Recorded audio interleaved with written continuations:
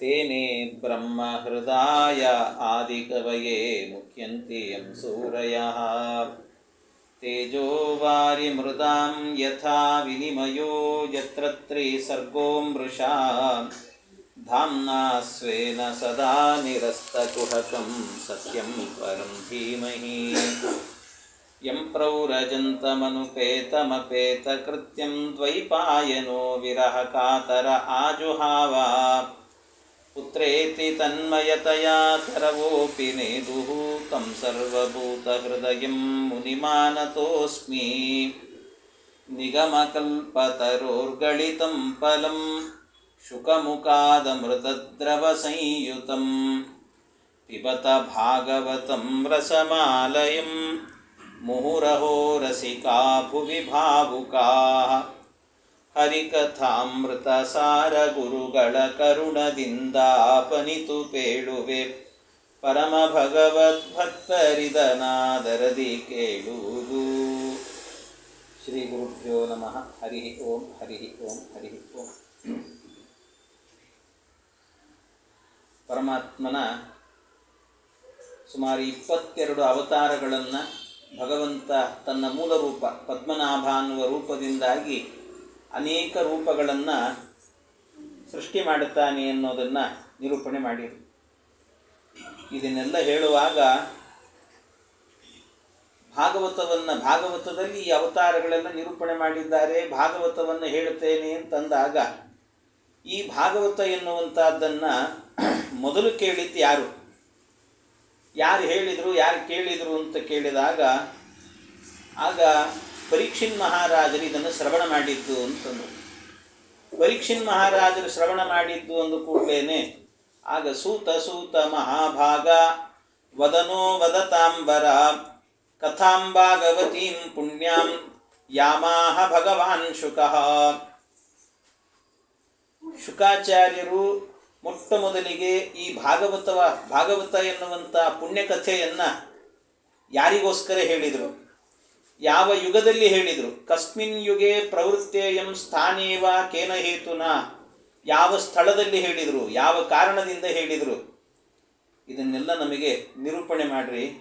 ತಸ್ಯ ಪುತ್ರೋ ಮಹಾಯೋಗಿ ಸಮದೃಂಗ್ ನಿರ್ವಿಕಲ್ಪಕಃ.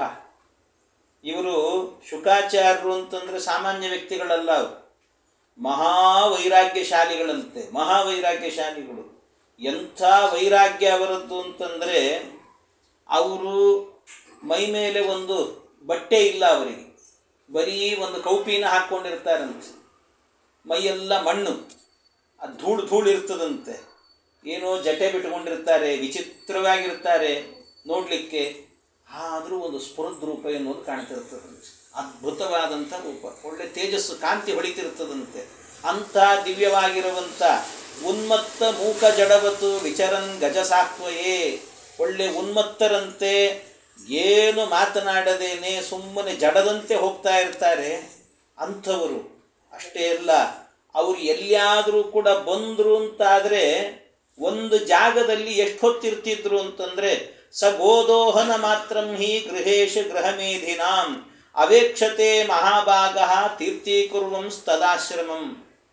ಅವರು ಗೋದೋಹನ ಮಾತ್ರಂ, ಗೋದೋಹನ ಅಂತ ಹೇಳಿದರೆ ಒಂದು ಹಸುವಿನ ಕೆಚ್ಚಲಿಂದ ಹಾಲನ್ನು ಕರೀಲಿಕ್ಕೆ ಎಷ್ಟು ಸಮಯ ಬೇಕೋ ಅಷ್ಟು ಸಮಯ ಮಾತ್ರ ಒಂದು ಜಾಗದಲ್ಲಿ ಇರ್ತಿದ್ರಂತವ್ರು ಶುಕಾಚಾರ್ಯ ಬಂದರು. ಅದಕ್ಕಿಂತ ಹೆಚ್ಚು ಹೊತ್ತು ಇರ್ತಾನೇ ಇರಲಿಲ್ಲ ಅವರು, ಎಲ್ಲೂ ಇರೋದಂತ ಇಲ್ಲವೇ ಇಲ್ಲ. ಅಂಥದ್ದರಲ್ಲಿ ಪರೀಕ್ಷಿನ್ ಮಹಾರಾಜನಿಗೋಸ್ಕರವಾಗಿ 7 ದಿನಗಳ ಕಾಲ ಒಂದೇ ಕಡೆ ಕೂತುಕೊಂಡು ಹೇಳಿದರು ಅಂದರೆ ಅವನ ಯೋಗ ಎಂಥದ್ದು. ಶುಕಾಚಾರ್ಯರು ಸಿಕ್ಕಿದ್ದಾರೆ ಅಂದರೆ ಸಾಮಾನ್ಯರೇನವರು. ಅಭಿಮನ್ಯು ಸುತಂ ಸೂತ ಪ್ರಾಹುರ್ಭಾಗವತೋತ್ತಮಂ ತಸ್ಯ ಜನ್ಮ ಮಹಾಶ್ಚರ್ಯಂ ಕರ್ಮಾಣಿ ಚ ಗೃಣೀಹಿನಃ. ಆಗ ಅವರು ಹೇಳ್ತಾರೆ, ಅಭಿಮನ್ಯುವಿನ ಮಗ ಈ ಪರೀಕ್ಷಿತ್, ಅವನು ಹುಟ್ಟೇ ಒಂದು ವಿಚಿತ್ರ, ಅವನು ಹುಟ್ಟಿದ್ದೆಲ್ಲ ಬಹಳ ವಿಚಿತ್ರವಾಗಿದೆ. ಅವನು ಸತ್ತು ಹುಟ್ಟಿದವನು, ಅಂಥ ವಿಚಿತ್ರವಾಗಿರುವಂಥ ಒಂದು ಚರಿತ್ರೆ ಅವನ ಚರಿತ್ರೆ ಆಗಿದೆ ಅಂತ ಹೇಳ್ತಾರೆ. ತತ್ಸರ್ವಂ ನ ಸಮಾಚಕ್ಷ್ವ ಪೃಷ್ಟೋ ಯದಿಹ ಕಿಂಚನ ಮನ್ಯೇ ತ್ವಾಂ ವಿಷಯೇ ವಾಚಾಂ ಸ್ನಾತಮನ್ಯತ್ರ ಛಾಂದಸಾತ್. ನಾವು ಮಧ್ಯದಲ್ಲಿ ಕೆಲವೊಮ್ಮೆ ಪ್ರಶ್ನೆಗಳನ್ನು ಕೇಳ್ತಿರ್ತೇವಂತೆ, ಅವುಗಳಿಗೂ ಕೂಡ ನೀವು ಉತ್ತರಗಳನ್ನು ಹೇಳಿಕೊಳ್ತಾ ನೀವು ವಿಶೇಷವಾಗಿ ನಮಗೆ ಈ ಭಾಗವತವನ್ನು ಹೇಳಬೇಕು, ಇವನು ಹುಟ್ಟು ಹೇಗೆ ಬಂತು, ಅವನ ಚರಿತ್ರೆ ಏನು, ಇದನ್ನೆಲ್ಲ ನಮಗೆ ನಿರೂಪಣೆ ಮಾಡಿರಿ ಅಂತ ಇಷ್ಟೆಲ್ಲ ಕೇಳಿದ್ರಂತೆ. ಆಯಿತು ಅಂತ ಆಗ ವೇದವ್ಯಾಸ ದೇವರ ಅವತಾರದಿಂದ ಆರಂಭ ಮಾಡ್ತಾರೆ. ಈ ಭಾಗವತ ಹೇಗೆ ಬಂತು ಅಂತ ಒಂದು ಪರಂಪರೆ ಬೇಕಲ್ಲ, ಭಾಗವತ ಬಂದಂಥ ಒಂದು ಪರಂಪರೆಯನ್ನು ನಿರೂಪಣೆ ಮಾಡುತ್ತಾರೆ. ಆ ಭಾಗವತ ಎನ್ನುವಂಥದ್ದು ಹೇಗೆ ಬಂತು ಅಂದರೆ, ದ್ವಾಪರೇ ಸಮನುಪ್ರಾಪ್ತೆ ತೃತೀಯೇ ಯುಗ ಪರ್ಯಯೇ ಜಾತಃ ಪರಾಶರಾದ್ಯೋಗಿ ವಾಸವ್ಯಾಂ ಕಲಯಾ ಹರೇಹೇ. ಅವರು ದ್ವಾಪರೇ ಸಮನುಪ್ರಾಪ್ತೆ, ಸರಿಯಾಗಿ 3ನೇ ಯುಗವಾಗಿರುವಂತಹ ಏನು ದ್ವಾಪರ ಯುಗ ಇದೆ ಅದು ಮುಗಿತಾ ಬಂದಿದೆ ಅಂತೆ. ಕೊನೆಯಲ್ಲಿ ಆಗಬೇಕಾದ್ರೆ ಜಾತಃ ಪರಾಶರಾದ್ಯೋಗಿ, ಪರಾಶರರಿಂದಾಗಿ ಸತ್ಯವತೀ ದೇವಿಯಲ್ಲಿ ಅವತಾರ ಮಾಡಿದರು. ಅವತಾರ ಮಾಡಿದ ಮೇಲೆ ಆಗ ವೇದಗಳನ್ನೆಲ್ಲವನ್ನು ಕೂಡ ಉದ್ಧಾರ ಮಾಡಿದ್ರಂತೆ. ಯಾಕೆ ಅಂದರೆ ಆಗ ತತ್ವಜ್ಞಾನ ಎನ್ನುವುದೇ ನಾಶ ಆಗಿ ಹೋಗಿತ್ತು, ತತ್ವಜ್ಞಾನವೇ ಇರಲಿ. ಎಲ್ಲ ಕಡೆಯಲ್ಲೂ ಕೂಡ ತತ್ವಜ್ಞಾನ ಎಲ್ಲ ನಶಿಸಿ ಹೋಗುವಂಥ ಕಾಲ ಅದು. ಯಾಕೆ ಏನಾಗಿತ್ತು ಅಂತಂದರೆ, ಒಮ್ಮೆ ಬ್ರಾಹ್ಮಣರು, ಅನೇಕ ಋಷಿಗಳು, ಜ್ಞಾನಿಗಳು ಎಲ್ಲರೂ ಕೂಡ ಏನು ಮಾಡಿ, ಸಕದಾಚಿತ್ ಸರಸ್ವತ್ಯಾಂ ಉಪಸ್ಪೃಶ್ಯ ಜಲಂ ಶುಚಿ ವಿವಿಕ್ತ ಏಕ ಆಸೀನಃ ಉದಿತೆ ರವಿಮಂಡಲೆ. ಅವರು ಅದ್ಭುತವಾಗಿದ್ದರು ವೇದವ್ಯಾಸ ದೇವರು ನೋಡಲಿಕ್ಕೆ. ಅವರು ಅವತಾರ ಮಾಡಿದರು, ಇದನ್ನೆಲ್ಲ ವೇದಗಳನ್ನು ಉದ್ಧಾರ ಇದೆಲ್ಲ ಮಾಡಿದ್ರಲ್ಲ. ಯಾಕೆ ಮಾಡಿದ್ರು ಇದನ್ನೆಲ್ಲ ಅಂತ ಕೇಳಿದರೆ, ಆಗೇನಾಗಿತ್ತಂತೆ, ಒಮ್ಮೆ ಎಲ್ಲ ಋಷಿಗಳು ಕೂಡ, ಜಗತ್ತಿನಲ್ಲಿರುವಂಥ ಎಲ್ಲ ಬ್ರಾಹ್ಮಣರು, ಋಷಿಗಳು, ಜ್ಞಾನಿಗಳು ಅಂತೇನಿದ್ರು ಅವರೆಲ್ಲರೂ ಕೂಡ ಗೌತಮ ಮಹರ್ಷಿಗಳ ಆಶ್ರಮದಲ್ಲಿ ವಾಸ ಮಾಡ್ತಿದ್ದರಂತೆ. ಯಾಕೆ ಅಂದರೆ ಬೇರೆ ಎಲ್ಲಿ ಹೋದರೂ ಕೂಡ ಇಡೀ ಜಗತ್ತಿನಲ್ಲಿ ಕ್ಷಾಮ, ಎಲ್ಲೂ ಕೂಡ ಒಂದು ಹೊತ್ತು ತಿನ್ನಲಿಕ್ಕೂ ಕೂಡ ಗತಿ ಇಲ್ಲ ಅನ್ನೋ ಸ್ಥಿತಿ ಬಂದ್ಬಿಡುತ್ತಂತೆ. ಆದರೆ ಎಲ್ಲ ಕಡೆಯಲ್ಲೂ ಕೂಡ ಮಳೆ ಬೆಳೆ ಎಲ್ಲವೂ ಕೂಡ ಕ್ಷಾಮ ಉಂಟಾಗಿ ಏನು ಇಲ್ಲದೆ ಇರುವಂಥ ಸ್ಥಿತಿಯಲ್ಲಿ ಗೌತಮರ ಆಶ್ರಮ ಬಹಳ ದೊಡ್ಡದಾಗಿರುವಂಥ ಆಶ್ರಮ. ಆ ಆಶ್ರಮದಲ್ಲಿ ಮಾತ್ರ ಮಳೆ ಬೆಳೆ ಬೇಕಾದಷ್ಟು ಸಮೃದ್ಧಿ ಇತ್ತಂತೆ. ಅವರ ತಪಸ್ಸಿನ ಪ್ರಭಾವ, ಗೌತಮರ ತಪಸ್ಸಿನ ಪ್ರಭಾವ, ಅಂಥ ಒಂದು ಶ್ರೇಷ್ಠವಾಗಿರುವಂಥ ಸ್ಥಳ. ಆಗ ಗೌತಮರ ಹತ್ತಿರಕ್ಕೆ ಹೋದಾಗ ಗೌತಮರು ಹೇಳಿದ್ರಂತೆ, ನೀವು ಅಲ್ಲಿ ಇಲ್ಲಿ ಇದ್ದು ಯಾಕೆ ಒದ್ದಾಡ್ತೀರಿ, ಎಲ್ಲ ಬ್ರಾಹ್ಮಣರು ಋಷಿಗಳು ಎಲ್ಲ ನನ್ನ ಆಶ್ರಮಕ್ಕೆ ಬಂದ್ಬಿಡ್ರಿ ಅಂದ್ರಂತೆ. ನಿತ್ಯ ಇಷ್ಟು ಜನ ಬ್ರಾಹ್ಮಣರಿಗೆ, ಇಷ್ಟು ಋಷಿಗಳಿಗೆಲ್ಲ ಊಟಕ್ಕೆ ಹಾಕಿ ಅವರನ್ನು ನೋಡಿಕೊಳ್ಳೋ ಭಾಗ್ಯ ಯಾರಿಗೆ ಸಿಗ್ತದೆ? ಆದ್ದರಿಂದ ಒಂದು ಹೊತ್ತು ಬ್ರಾಹ್ಮಣನಿಗೆ ಊಟಕ್ಕೆ ಹಾಕಿದ್ರೇ ಮಹಾಪುಣ್ಯ ಅಂತೆ. ಅಂಥದ್ದು ನಿತ್ಯ ನಿಮಗೆ ಊಟಕ್ಕೆ ಹಾಕ್ಕೊಂಡಿರುವಂಥದ್ದು ಒಂದು ದೊಡ್ಡ ಯೋಗ ದೇವರು ಕೊಟ್ಟದ್ದು ನನಗೆ ಅಂತ, ಇದು ಸಾಕು ನನಗೆ ಅಂತ ಅಂದ್ಕೊಂಡು ಎಲ್ಲರನ್ನೂ ತಮ್ಮ ಆಶ್ರಮದಲ್ಲಿ ಇಟ್ಟುಕೊಂಡ್ರು. ಎಲ್ಲರನ್ನೂ ತಮ್ಮ ಆಶ್ರಮದಲ್ಲಿ ಇಟ್ಟುಕೊಂಡ ಮೇಲೆ ಬಹಳ ವರ್ಷದ ತನಕ ಹಾಗೆ ಇದ್ರು. ಎಲ್ಲ ಅವರ ಆಶ್ರಮದಲ್ಲಿ ನಿತ್ಯ ತಪಸ್ಸು, ಜಪ, ತಪ, ಅನುಷ್ಠಾನ ಎಲ್ಲ ನಡೀತಾ ಇತ್ತು. ನಡೀತಾ ಇರುವಾಗ ಒಮ್ಮೆ ಏನಾಯಿತಂತೆ, ಎಲ್ಲ ಕಡೆ ಮತ್ತೆ ಮಳೆ ಬೆಳೆ ಎಲ್ಲ ಶುರುವಾಯಿತು. ಶುರುವಾದಾಗ ಆಗ ಅವರಲ್ಲೇ ಯಾರೋ ಹೇಳಿದ್ರಂತೆ, ಎಷ್ಟು ದಿವಸ ಆಯಿತು ಗೌತಮರ ಆಶ್ರಮಕ್ಕೆ ಬಂದು ಇಲ್ಲೇ ಇದ್ದೀವಿ, ಆದರೆ ಈ ಆಶ್ರಮದಲ್ಲೇ ಭಾಳ ದಿವಸ ಇದ್ರೆ ನಮಗೂ ಸಂಕೋಚ ಆಗ್ತಾ ಇದೆ, ನಮ್ಮ ಮನೆಗೆ ಹೋಗಬೇಕು, ಹೋಗಿಬಿಡೋಣಂತೆ ನಾವೆಲ್ಲ ಅಂತ. ಆದರೆ ಹೋಗಬೇಕಾದ್ರೆ ಒಂದು ಮಾತು ಗೌತಮರಿಗೆ ಹೇಳಬೇಕು. ಗೌತಮರಿಗೇನಾದರೂ ಕೂಡ ಹೇಳಿದಾಗ ಅವ್ರ ಮನಸ್ಸಿಗೆ ಬೇಜಾರಾದರೆ, ನಾವು ಹೋಗ್ತೀವಿ ಅನ್ನೋದನ್ನು ಕೇಳಿ ಬೇಜಾರಾದರೆ ಯಾರು ಹೇಳ್ತಾರೆ? ಕೆಲವೊಮ್ಮೆ ಏನಂತಾರಲ್ಲ, ಈ ಬೆಕ್ಕಿ ಗಂಟೆ ಕಟ್ಟೋರು ಯಾರು ಅಂತ ಹೇಳ್ತಾರಲ್ಲ, ಹಾಗೆ ಆ ರೀತಿ ಯಾರು ಹೇಳಬೇಕು ಅವ್ರ ಹತ್ರ ಅಂತ. ಅದೇ ಸಮಸ್ಯೆ ಅಂತ. ಅದೇ ಸಮಸ್ಯೆ ಅಂತಂದಾಗ ಏನು ಮಾಡಬೇಕು ಗೊತ್ತಾಗಲಿಲ್ಲ, ಎಲ್ಲ ಸುಮ್ಮನೆ ಇದ್ರಂತೆ. ಅಷ್ಟರಲ್ಲೇನಾಗಿತ್ತು ಅಂದರೆ, ಈ ಪಾರ್ವತೀ ದೇವಿ ಇದ್ದಲ್ಲ, ಪಾರ್ವತೀ ದೇವಿಗೆ ಸವತಿ ಮಾತ್ಸರ್ಯ ಬಂದಿತ್ತಂತೆ. ಅಂದರೆ ರುದ್ರದೇವರೇನಿದ್ದಾರೆ, ರುದ್ರದೇವರ ತಲೆಯಲ್ಲಿ ಗಂಗಾದೇವಿ ಬಂದು ಕೂತಿದ್ಲು. ಈ ಗಂಗೆ ಏನು ಅಂತಂದರೆ, ರುದ್ರನ ತಲೆ ಮೇಲೆ ಕೂತಿದ್ದೀನಿ ನಾನು ಅಂತ, ಗಂಡನ ತಲೆ ಮೇಲೆ ಕೂತೀನಿ ಅಂತ ಹೇಳ್ಬಿಟ್ಟು ಒಂದು ಅಹಂಕಾರ ಬಂದ್ಬಿಟ್ಟಿತ್ತವು. ಪಾರ್ವತಿಗೆ ಅದು ನೋಡಿ ದುಃಖ ಆಗ್ತಿತ್ತಂತೆ. ಅದಕ್ಕೆ ಏನಾದರೂ ಮಾಡಿ ಗಂಗೆಯನ್ನು ಕೆಳಗಿಳಿಸಿ ಕಳಿಸ್ಬೇಕು ಅಂತ ಯೋಚನೆ ಮಾಡಿದ್ನಂತೆ. ಹೇಗೆ ಅವಳನ್ನು ಕೆಳಗಿಳಿಸೋದು ಅಂತ, ಕೆಳಗಿಳಿಸೋದು ಹೇಗೆ ಅಂತ ವಿಚಾರ ಮಾಡುವಾಗ ಗಣಪತಿ ದೇವರಿಗೆ ಹೇಳಿದ್ನಂತೆ ಪಾರ್ವತಿ ದೇವಿ. ಗಣಪತಿಗೆ ಏನು ಅಂದರೆ, ನೀನು ಏನಾದರೂ ಮಾಡಿ ಈ ಗೌತಮ ಮಹರ್ಷಿ ಆ ಗಂಗೆಯನ್ನು ಕೆಳಗಿಳಿಸ್ಬೇಕು, ಆ ಗಂಗೆಯನ್ನು ಕೆಳಗಿಳಿಸ್ಬೇಕು, ಏನು ಉಪಾಯ ಮಾಡ್ತೀಯೋ ಮಾಡು ಅಂತ. ಅದಕ್ಕೆ ಈ ಗಣಪತಿ ಏನು ಮಾಡಿದ್ದಂತೆ, ಆಯಿತು ಅಂತ ಅವರು ಗಣಪತಿ ದೇವರು ಹೋಗಿ ಗೌತಮರ ಆಶ್ರಮದಲ್ಲಿದ್ದಂಥ ಬ್ರಾಹ್ಮಣರಿಗೆ ತಾನೇ ಹೇಳಿದ್ನಂತೆ, ಇನ್ನೂ ಎಷ್ಟು ದಿವಸ ಇಲ್ಲೇ ಇರ್ತೀರಿ, ನಾಚಿಕೆ ಆಗಲ್ಲ ನಿಮಗೆ, ನಿಮ್ಮ ಮನೆಗೆ ಹೋಗ್ರಿ ಅಂತ ಹೇಳಿದ್ನಂತ. ಹೇಳಿದಾಗ ಹೌದು ನಮಗೂ ಹಾಗೆ ಇದೆ ಮನಸ್ಸಲ್ಲಿ, ಆದರೆ ಗೌತಮರಿಗೆ ಹೇಗೆ ಹೇಳಿ ಹೋಗೋದು ನಾವು, ಅದು ಕಷ್ಟ ಆಗಿದೆ ನಮಗೆ ಅಂತ. ಇಷ್ಟು ಹೇಳುವಾಗ ಗಣಪತಿ ಉಪಾಯ ಮಾಡಿದ್ದಂತೆ. ಇಲ್ಲ, ನಾನು ನಿಮಗೊಂದು ಉಪಾಯ ಹೇಳ್ತೀನಿ, ಒಂದು ಕಾರಣ ಕೊಡ್ತೀನಿ ನಿಮಗೆ, ಆ ಕಾರಣ ಹೇಳಿ ಹೋಗ್ರಿ ಅಂತ. ಏನು ಅಂತಂದರೆ, ಇನ್ನು ಸ್ವಲ್ಪ ಹೊತ್ತಿನಲ್ಲೇನೆ ಗೌತಮ ಮಹರ್ಷಿಗಳು ಒಂದು ಗೋವನ್ನು ಹತ್ಯೆ ಮಾಡುತ್ತಾರೆ. ಆ ಗೋ ಹತ್ಯೆ ಮಾಡಿದ ಕೂಡಲೇ ಅವ್ರಿಗೆ ಹೇಳ್ರಿ, ಗೋ ಹತ್ಯೆ ಮಾಡಿದವರ ಮನೆಯಲ್ಲಿ ನಾವಿರಲ್ಲ, ನಿಮ್ಮ ಮನೆ ಅನ್ನ ತಿನ್ನಲ್ಲ ನಾವು ಅಂತ ಹೇಳಿ ಹೊರಟೋಗ್ಬಿಡ್ರಿ ಅಂತ. ಅದಕ್ಕೆ ಗಣಪತಿ ಏನು ಮಾಡಿದ ಅಂದರೆ, ತನ್ನ ಸಾಮರ್ಥ್ಯದಿಂದಲೇನೆ ಗಣಪತಿ ಬ್ರಾಹ್ಮಣರಿಗೆ ಹೇಳಿದಂತೆ, ನೀವು ನಿಮ್ಮ ತಪಸ್ಸಿದೆ, ತಪಸ್ಸಿನ ಪ್ರಭಾವದಿಂದಾಗಿ ಒಂದು ಆಕಳನ್ನು ಸೃಷ್ಟಿ ಮಾಡಿರಿ, ಗೋ ಸೃಷ್ಟಿ ಮಾಡಿರಿ. ಆ ಗೋ ಹೇಗಿರಬೇಕು ಅಂತಂದರೆ ಬಡುಕಲು ಗೋ ಆಗಿರಬೇಕು. ಅದು ಬಡುಕಲು ಗೋ, ಅದು ಎಂಥ ಗೋ ಅಂದರೆ ಸುಮ್ಮನೆ ಒಂದು ಕಿರುಬೆರಳು ತಾಗಿದ್ರು ಸತ್ತೋಗಿಡಬೇಕು. ಅದು ಅಂಥ ಗೋವನ್ನು ಸೃಷ್ಟಿ ಮಾಡಿರಿ ಅಂತ ಎಲ್ಲ ಹೇಳಿ ಸೃಷ್ಟಿ ಮಾಡಿಸಿ, ತಾನು ಅದಕ್ಕೆ ಇದನ್ನ ಸಾತಿ ಕೊಟ್ಟು ಎಲ್ಲ ಮಾಡಿದಂತೆ. ಮಾಡಿದ ನಂತರ ಇವರು ದರ್ಬೆ ಕಿತ್ಲಿಕ್ಕೆ ಅಂತ ಹೋಗಿದ್ರಂತೆ ಗೌತಮರು. ಅಲ್ಲಿ ಎದುರಿಗೆ ಹಸು ಇತ್ತು. ಆ ಹಸು ಇದ್ದಾಗ ಆ ಹಸುವನ್ನು ನೋಡಿ ಆ ಕಡೆ ಹೋಗು ಅಂತೇನು ಹೀಗೆ ಸುಮ್ಮನೆ ಕೈ ಹೀಗಂದ್ರೆ ಅಷ್ಟೇ, ಅಷ್ಟು ಮಾತ್ರಕ್ಕೆ ಆ ಹಸು ಕೆಳಗೆ ಬಿತ್ತು, ಸತ್ಯ ಹೋಯ್ತು.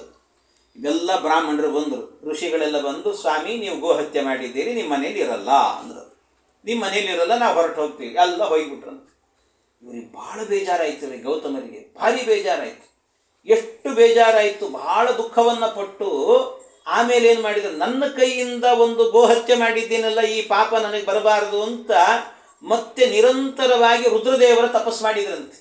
ರುದ್ರದೇವರ ತಪಸ್ಸನ್ನು ಮಾಡಿ ರುದ್ರದೇವರನ್ನು ಒಲಿಸಿಕೊಂಡು ರುದ್ರದೇವರಿಗೆ ಕೇಳ್ಕೊಂಡ್ರಂತೆ, ಸ್ವಾಮಿ ನಿಮ್ಮ ತಲೆ ಮೇಲಿರುವಂಥ ಗಂಗೆಯನ್ನು ಕೆಳಗಿಳಿಸಿರಿ, ಆ ಗಂಗೆ ಈ ಹಸುವಿಗೆ ಸ್ಪರ್ಶ ಆದರೆ ಮತ್ತದು ಬದುಕ್ತದೆ ಅಂತ.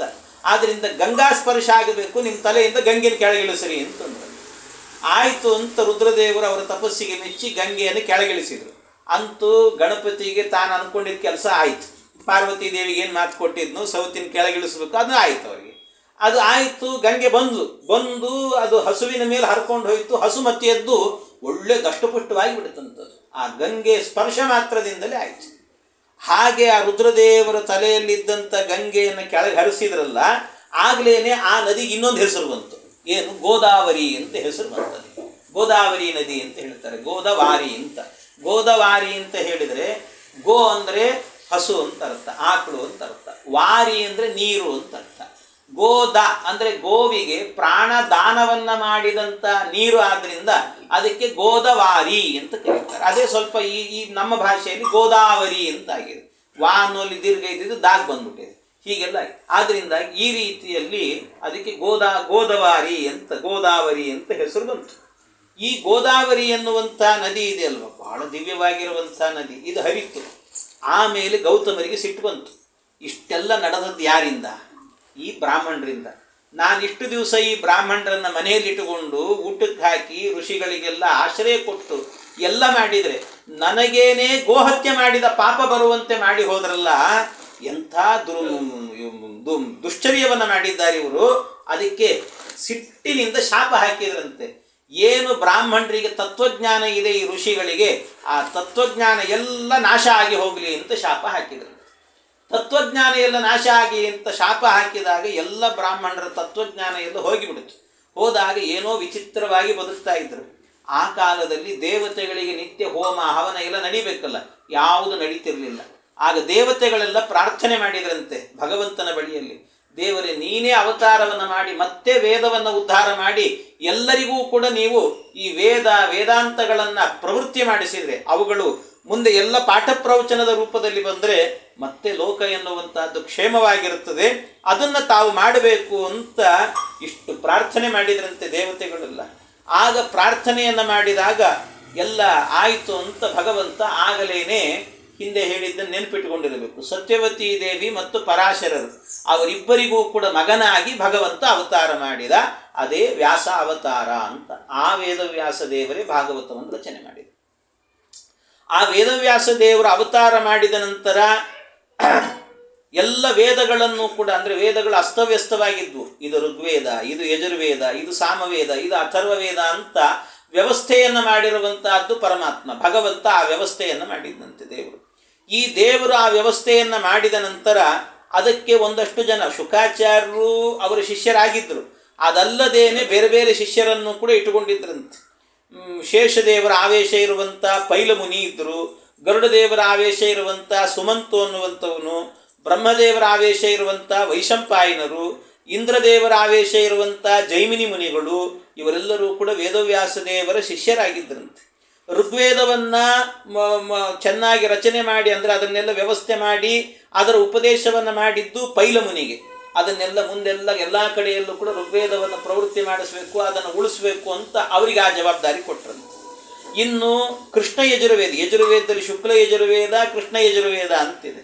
ಕೃಷ್ಣ ಯಜುರ್ವೇದವನ್ನು ವೈಶಂಪಾಯನರಿಗೆ ಹೇಳಿದ್ರಂತೆ, ನೀವು ಇದನ್ನು ಪ್ರವೃತ್ತಿ ಮಾಡ್ರಿ ಅಂತ. ಶುಕ್ಲ ಯಜುರ್ವೇದಕ್ಕೆ ಸೂರ್ಯ ನೀನು ಇದನ್ನು ಮುಂದುವರಿಸು ಅಂದರು.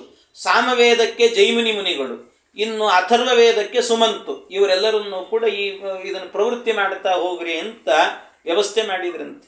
ಇದನ್ನೆಲ್ಲ ವ್ಯವಸ್ಥೆ ಮಾಡಿದ ನಂತರ ಆಮೇಲೆ ಮತ್ತೆ ಮನುಷ್ಯ ಲೋಕದಲ್ಲಿ ಮಹಾಭಾರತ, ಪುರಾಣಗಳು, ರಾಮಾಯಣ, ಪಂಚರಾತ್ರಗಳು ಇವುಗಳನ್ನೆಲ್ಲವನ್ನು ಕೂಡ ರಚನೆ ಮಾಡಿದ್ರಂತೆ ವೇದವ್ಯಾಸ ದೇವರು.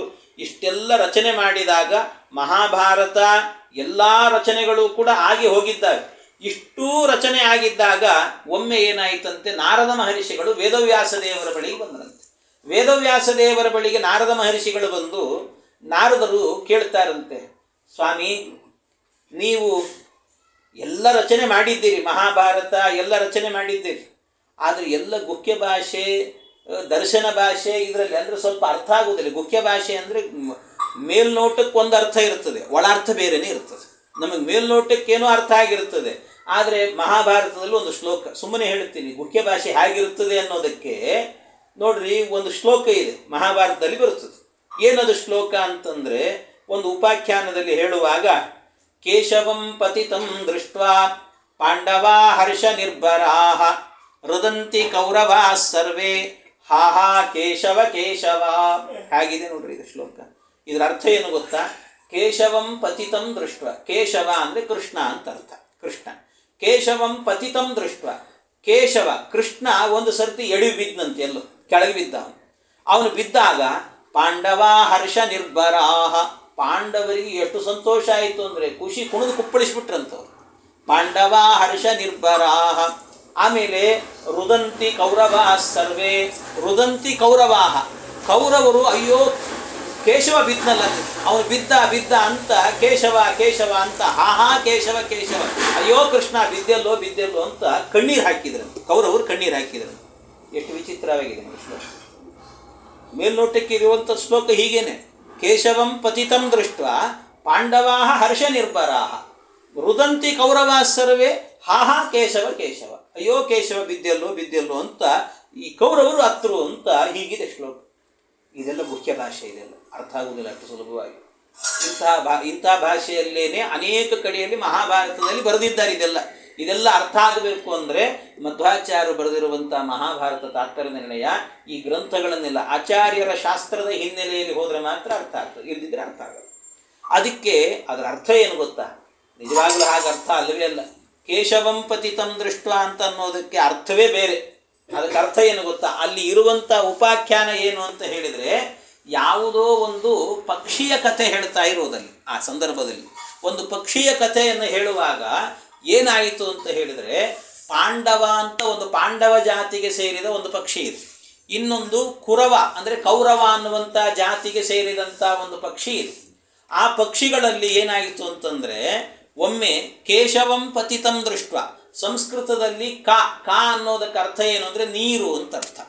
ಕೆ ಶವಂ ಪತಿತಂ ದೃಷ್ಟ ಅಂದರೆ ಕೆ ಅಂದರೆ ನೀರಿನಲ್ಲಿ, ಶವಂ ಅಂದರೆ ಒಂದು ಹೆಣ ಬಿದ್ದಿತ್ತು ಅಂತ ಅರ್ಥ. ಒಂದು ಹೆಣ ಬಿದ್ದಿತ್ತು. ಕೆ ಶವಂ ಪತಿತಂ ದೃಷ್ಟ ಅಂದರೆ ಒಂದು ಹೆಣ ಬಿದ್ದದ್ದನ್ನು ನೋಡಿ ಪಾಂಡವಾಹ ಹರ್ಷ ನಿರ್ಭರಾಹ ಅಂದರೆ ಪಾಂಡವ ಪಕ್ಷಿಗಳೆಲ್ಲವೂ ಕೂಡ ಇದ್ದಾವಲ್ಲ, ಆ ಪಕ್ಷಿಗಳಿಗೆಲ್ಲ ಸಂತೋಷ ಆಯ್ತಂತೆ, ಇವತ್ತು ನಮಗೊಂದು ಆಹಾರ ಆಯಿತು ಅಂತ ಭಾರಿ ಖುಷಿ ಪಟ್ಟುವಂಥವೆಲ್ಲ. ಆದರೆ ರುದಂತಿ ಕೌರವ ಸರ್ವೇ, ಆದರೆ ಕೌರವ ಅಂದರೆ ಈ ಗೂಬೆ ಅಂತ ಹೇಳ್ತಾರಲ್ಲ, ಗೂಬೆ ಎನ್ನುವಂಥ ಪಕ್ಷಿ ಮಾತ್ರ ಅದು ಏನು ಮಾಡಿತಂತೆ, ದುಃಖ ಪಡ್ತಂತೆ, ಬಹಳ ದುಃಖ ಪಡ್ತು. ಅಯ್ಯೋ ಹಾ ಕೇಶವ ಕೇಶವ, ಅಯ್ಯೋ ನೀರಲ್ಲಿ ಬಿದ್ದಂಥ ಶವವೇ ನಮಗೆ ಸಿಗಲಿಲ್ಲ. ಯಾಕೆ ಅಂದರೆ ಆ ಗೂಬೆಗಳಿಗೆಲ್ಲ ರಾತ್ರಿ ಹೊತ್ತಲ್ಲಿ ಮಾತ್ರ ಕಣ್ಣು ಕಾಣಿಸುತ್ತಂತೆ, ಹಗಲು ಕಾಣಿಸೋದಿಲ್ಲ ಅದಕ್ಕೆ. ಅದಕ್ಕೆ ಹಗಲೊತ್ತಲ್ಲಿ ಬಿದ್ದಿದೆಯಲ್ಲ ಈ ಹೆಣ ಎನ್ನುವುದು, ಅದು ಪಾಂಡವರಿಗೆ ಅಂದರೆ ಪಾಂಡವ ಪಕ್ಷಿಗಳಿಗೆಲ್ಲ ಖುಷಿ ಆಯಿತು, ನಮಗೆ ಸಿಗಲಿಲ್ಲಲ್ಲ ಅಂತ ರುದಂತಿ ಕೌರವ ಸರ್ವೇ, ಅಂದರೆ ಆ ಪಕ್ಷಿಗಳು ಕಣ್ಣೀರು ಹಾಕಿದವು ಅಂತ ಹಾಗರ್ಥ ಅದಕ್ಕೆ ಅಂತ ನೋಡಿ. ಹಾಗೆ ಇದೆಲ್ಲ ಮುಖ್ಯ ಭಾಷೆ ಅಂತ ಹೇಳ್ತಾರೆ. ಹೀಗೆಲ್ಲ ಇರ್ತದೆ. ಆದ್ದರಿಂದ ಎಲ್ಲ ಕಡೆ ಹಾಗೆ ರಚನೆ ಮಾಡಿದ್ದಾರೆ. ನಾರದರು ಹೇಳುತ್ತಾರೆ, ಸ್ವಾಮಿ ಇಂಥದ್ದನ್ನೆಲ್ಲ ರಚನೆ ಮಾಡಿಬಿಟ್ಟಿದ್ದೀರಿ ನೀವು. ಅದಕ್ಕೆ ಈಗ ಸಮಾಧಿ ಭಾಷೆಯಿಂದ ಅಂದರೆ ಸಹಜವಾಗಿ ಅರ್ಥ ಆಗುವಂಥ ಭಾಷೆಯಲ್ಲೇನೆ ಒಂದು ಪುರಾಣವನ್ನು ಬರೀಬೇಕು ನೀವು ಅಂತ ಪ್ರಾರ್ಥನೆ ಮಾಡಿದ್ರಂತೆ. ಕಿಂಬ ಭಾಗವತ ಧರ್ಮ ನಪ್ರಾಯೇಣ ನಿರೂಪಿತ. ಅಲ್ಲ, ನಾನು ಹಿಂದೆ ಹೇಳಿದ್ದು ಮಹಾಭಾರತದಲ್ಲಿ ಎಲ್ಲವನ್ನು ಹೇಳಲಿಲ್ವ? ಹಾಗಾದರೆ ಮಹಾಭಾರತ ಅಂದರೆ ಎಲ್ಲ ಹೇಳಿದ್ದಾರೆ ಅಂತಲೇ ಅರ್ಥ. ಮಹಾಭಾರತಕ್ಕೆ ಒಂದು ಖ್ಯಾತಿ ಇದೆ, ಏನು ಅಂದರೆ ಯದಿಹಾಸ್ತಿ ತದನ್ಯತ್ರ ಎನ್ನೇ ಹಾಸ್ತಿ ನಕುತ್ರಚಿತ್ ಅಂತ. ಯಾವುದು ಜಗತ್ತಿನಲ್ಲಿದೆಯೋ ಅದು ಮಹಾಭಾರತದಲ್ಲಿದೆ, ಯಾವುದು ಮಹಾಭಾರತದಲ್ಲಿದೆಯೋ ಅದು ಜಗತ್ತಿನಲ್ಲಿದೆ. ಇದೆ ಇಷ್ಟೇ. ಅಂದರೆ ಮಹಾಭಾರತದಲ್ಲಿ ಹೇಳಿರುವಂಥದ್ದೇ ಜಗತ್ತಲ್ಲಿರೋದು. ಮತ್ತು ಮಹಾಭಾರತದಲ್ಲಿ ಹೇಳದೇ ಇರುವಂಥ ಒಂದು ವಿಷಯ ಯಾವುದೇ ಒಂದು ಶಾಸ್ತ್ರ ಜಗತ್ತಿನಲ್ಲಿ ಇಲ್ಲವೇ ಇಲ್ಲ ಅಂತ. ಇದು ಯದಿಹಾಸ್ತಿ ತದನ್ಯತ್ರ ಅಂತ.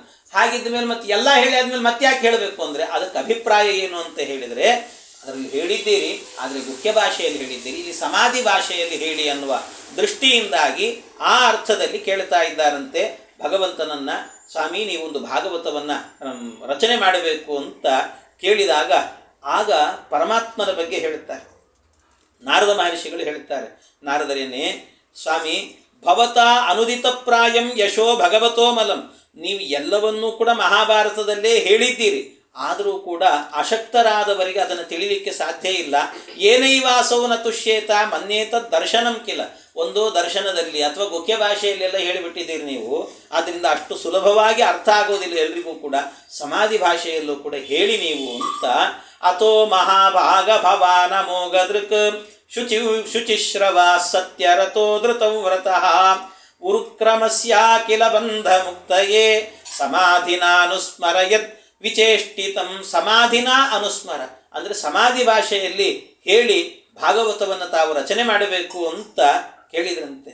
ಅದನ್ನು ಕೇಳ್ತಾ ಇರುವಾಗ, ಯಾಕೆಂದರೆ ಭಾಗವತ ಗ್ರಂಥ ಅಂತ ಹೇಳಿದರೆ ಎಲ್ಲ ಕಡೆಯಲ್ಲೂ ಕೂಡ ಭಗವಂತನ ಮಹಿಮೆಗಳನ್ನೇ ಹೇಳುವಂಥ ಚರಿತ್ರೆ. ಶ್ರೀಹರಿಯನ್ನು ಭಕ್ತಿಯಿಂದ ಕೊಂಡಾಡಿದರೆ ಭಗವಂತನನ್ನು, ಅದಕ್ಕೆ ಏನು ಫಲ ಅಂತ ಹೇಳೋದಕ್ಕೆ ಅದಕ್ಕೆ ನಾನೇ ಸಾಕ್ಷಿ ಅಂತ ಹೇಳ್ತಾರೆ ನಾರದ ಮಹರ್ಷಿ. ನಾನೇ ಸಾಕ್ಷಿ.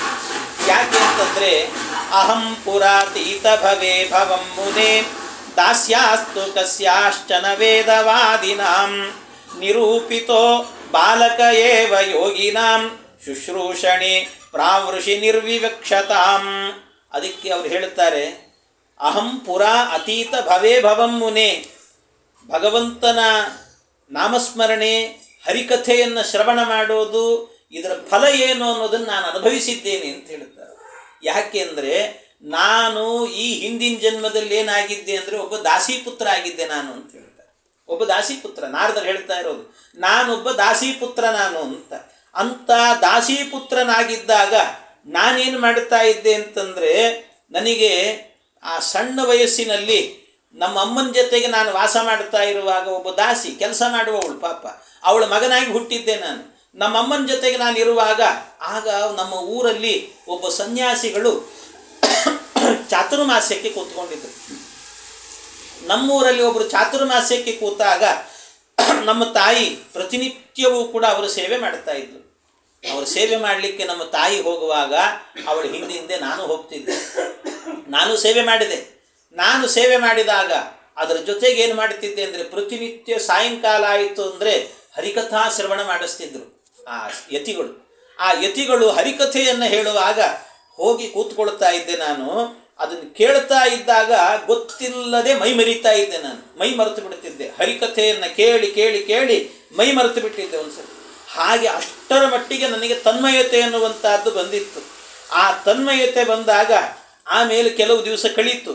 ಕೆಲವು ದಿವಸ ಕಳೆದ ನಂತರ ಆಗ ನನ್ನ ತಾಯಿ ಒಮ್ಮೆ ರಾತ್ರಿ ಕಾಲದಲ್ಲಿ ಕತ್ತಲಲ್ಲಿ ಹೋಗ್ತಾ ಇದ್ಲಂತೆ. ದಾರಿಯಲ್ಲಿ ಹೋಗಬೇಕಾದ್ರೆ ಏನಾಯಿತು ಅಂತಂದರೆ ಅಕಸ್ಮಾತ್ ಒಂದು ಹಾವು ತುಳಿದ್ಲಂತೆ. ಆ ಹಾವು ಸಿಟ್ಟಿಗೆದ್ದು ಕಚ್ಚಿಬಿಡ್ತು. ನನ್ನ ತಾಯಿ ಸತ್ತು ಹೋದ್ಲು. ಆಮೇಲೆ ನಾನೇನು ಮಾಡಬೇಕು ಗೊತ್ತಾಗಲಿಲ್ಲ. ನನಗೆ ಸಣ್ಣ ಹುಡುಗ ನಾನು, ಏನು ಮಾಡಬೇಕು ಗೊತ್ತಾಗಲಿಲ್ಲ. ಆದರೆ ಈ ಹರಿಕಥೆ ಕೇಳೋದು ಬಿಡಲಿಲ್ಲ. ಚಾತುರ್ಮಾಸ್ಯ ಮುಗೀತು, ಅವ್ರು ಹೋಗಿಬಿಟ್ರಲ್ಲೋ. ಆದರೆ ತಾಯಿ ಇಲ್ಲದಂಥ ತಬ್ಬಲಿಯಾಗಿ ನಾನು ಎಲ್ಲೆಲ್ಲೋ ಅಲದಾಡಿದೆ. ಕಾಡಿಗೆ ಹೋದೆ, ಎಲ್ಲೆಲ್ಲೋ ಎದ್ದೆ ಬಿದ್ದೆ ಏನೇನೋ ಮಾಡಿಕೊಂಡೆ.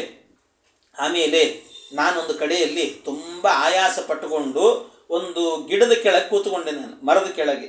ಆ ಮರದ ಕೆಳಗೆ ಕೂತಾಗ ಕಣ್ಣು ಮುಚ್ಚಿಕೊಂಡು ಶ್ರೀಹರಿ ಅಂತ ಧ್ಯಾನ ಮಾಡುವಾಗ, ಆ ಧ್ಯಾನಾವಸ್ಥೆಯಲ್ಲಿ ಇರುವಾಗ ಇದ್ದಕ್ಕಿದ್ದಾಗೆ ಭಗವಂತ ನನ್ನ ಎದುರಲ್ಲಿ ಪ್ರತ್ಯಕ್ಷನಾದ.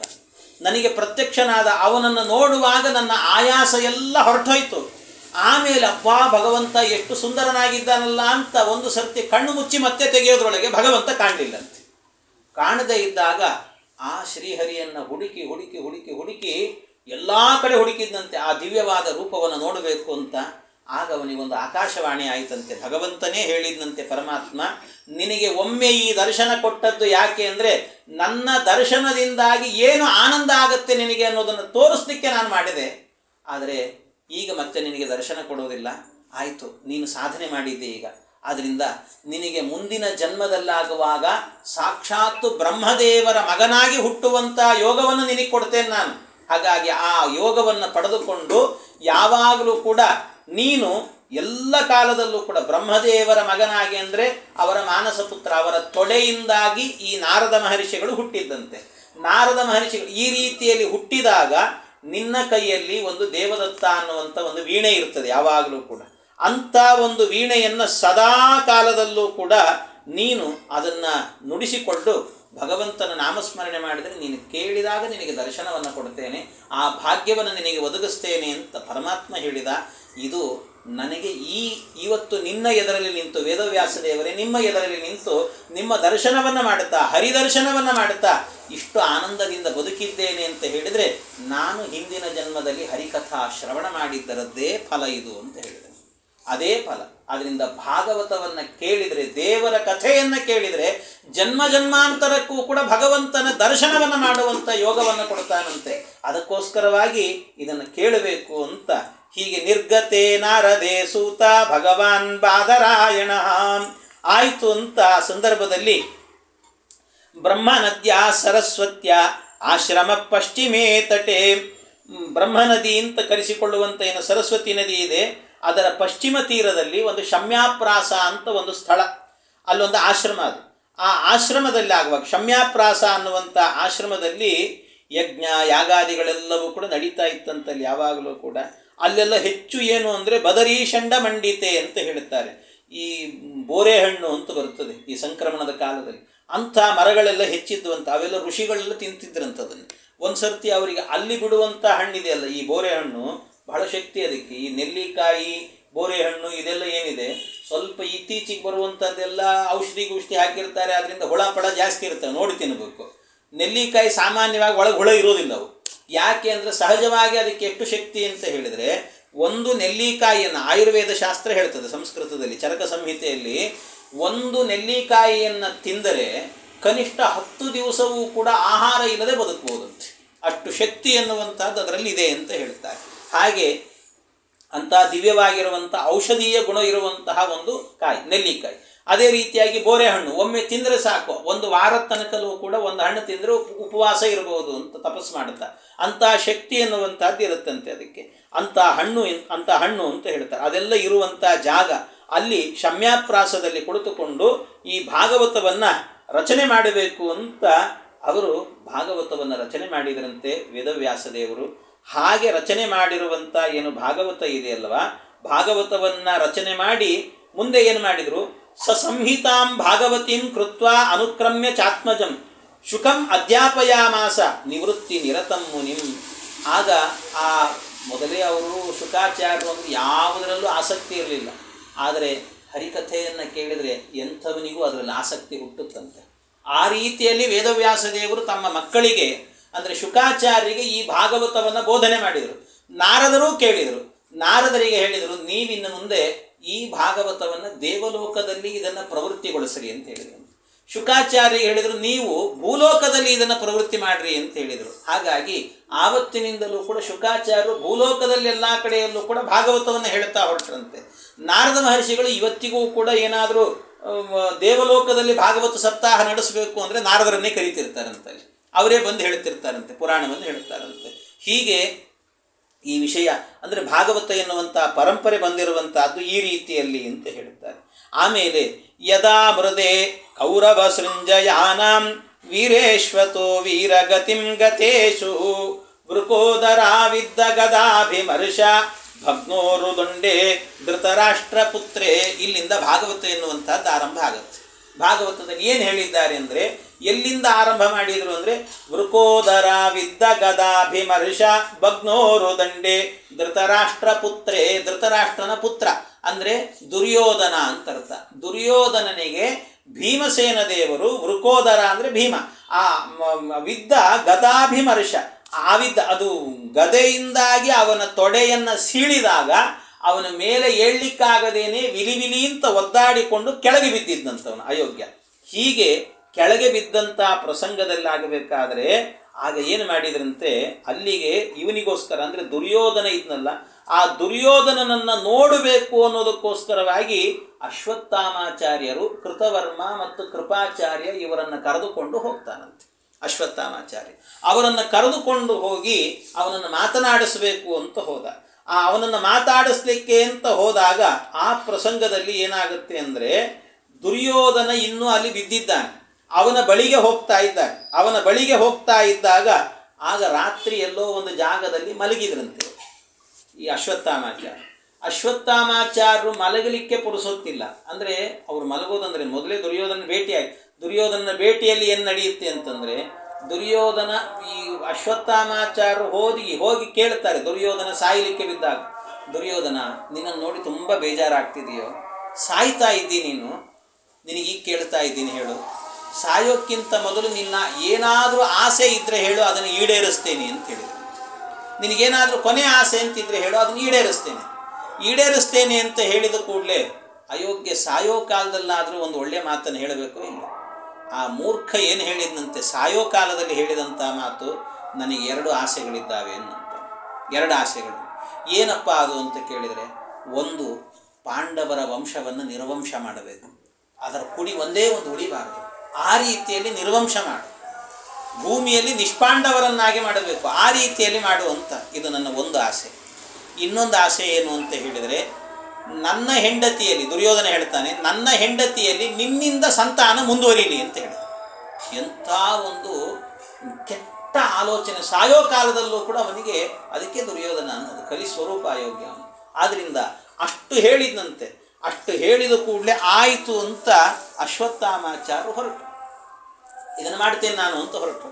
ಅವರು ಮಾಡ್ತೇನೆ ಅಂತ ಹೊರಟಾಗ ಏನಾಯಿತು ಅಂದರೆ, ಪಾಂಡವರ ಮಕ್ಕಳನ್ನೆಲ್ಲ, ಇನ್ನೇನು ಪಾಂಡವರದಂತೂ ವಯಸ್ಸಾಯಿತು, ಪಾಂಡವರು ಹೇಗೂ ಸಾಯ್ತಾರೆ, ಆದರೆ ಪಾಂಡವರ ಮಕ್ಕಳಿರಬಾರ್ದು, ಅವರನ್ನು ಕೊಲ್ಲಬೇಕು ಅನ್ನೋದಕ್ಕೋಸ್ಕರವಾಗಿ ಏನು ಮಾಡಿದ ಅಂತಂದರೆ, ಅವರನ್ನು ಕೊಲ್ಲೋದಕ್ಕೋಸ್ಕರವಾಗಿ ರಾತ್ರೋರಾತ್ರಿ ಕೃಪಾಚಾರ್ಯ ಕೃತವರ್ಮ ಇವ್ರನ್ನೆಲ್ಲ ಕರೆದುಕೊಂಡು ಹೋದನಂತೆ.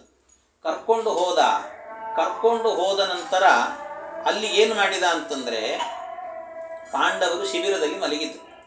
ಅದು ಶಿಬಿರದಲ್ಲಿ ಮಲಗುವಾಗ ಅಂದರೆ ರಾತ್ರಿ ಅಲ್ಲೂ ಎಷ್ಟು ವ್ಯವಸ್ಥೆ ಅಂದರೆ, ಕೃಷ್ಣನಿಗೆ ಇದೆಲ್ಲ ಗೊತ್ತಿತ್ತು ಮೊದಲೇ, ಹೀಗೆ ನಡೆಯುತ್ತೆ ಅಂತ ಗೊತ್ತಿತ್ತು ಅವನಿಗೆ.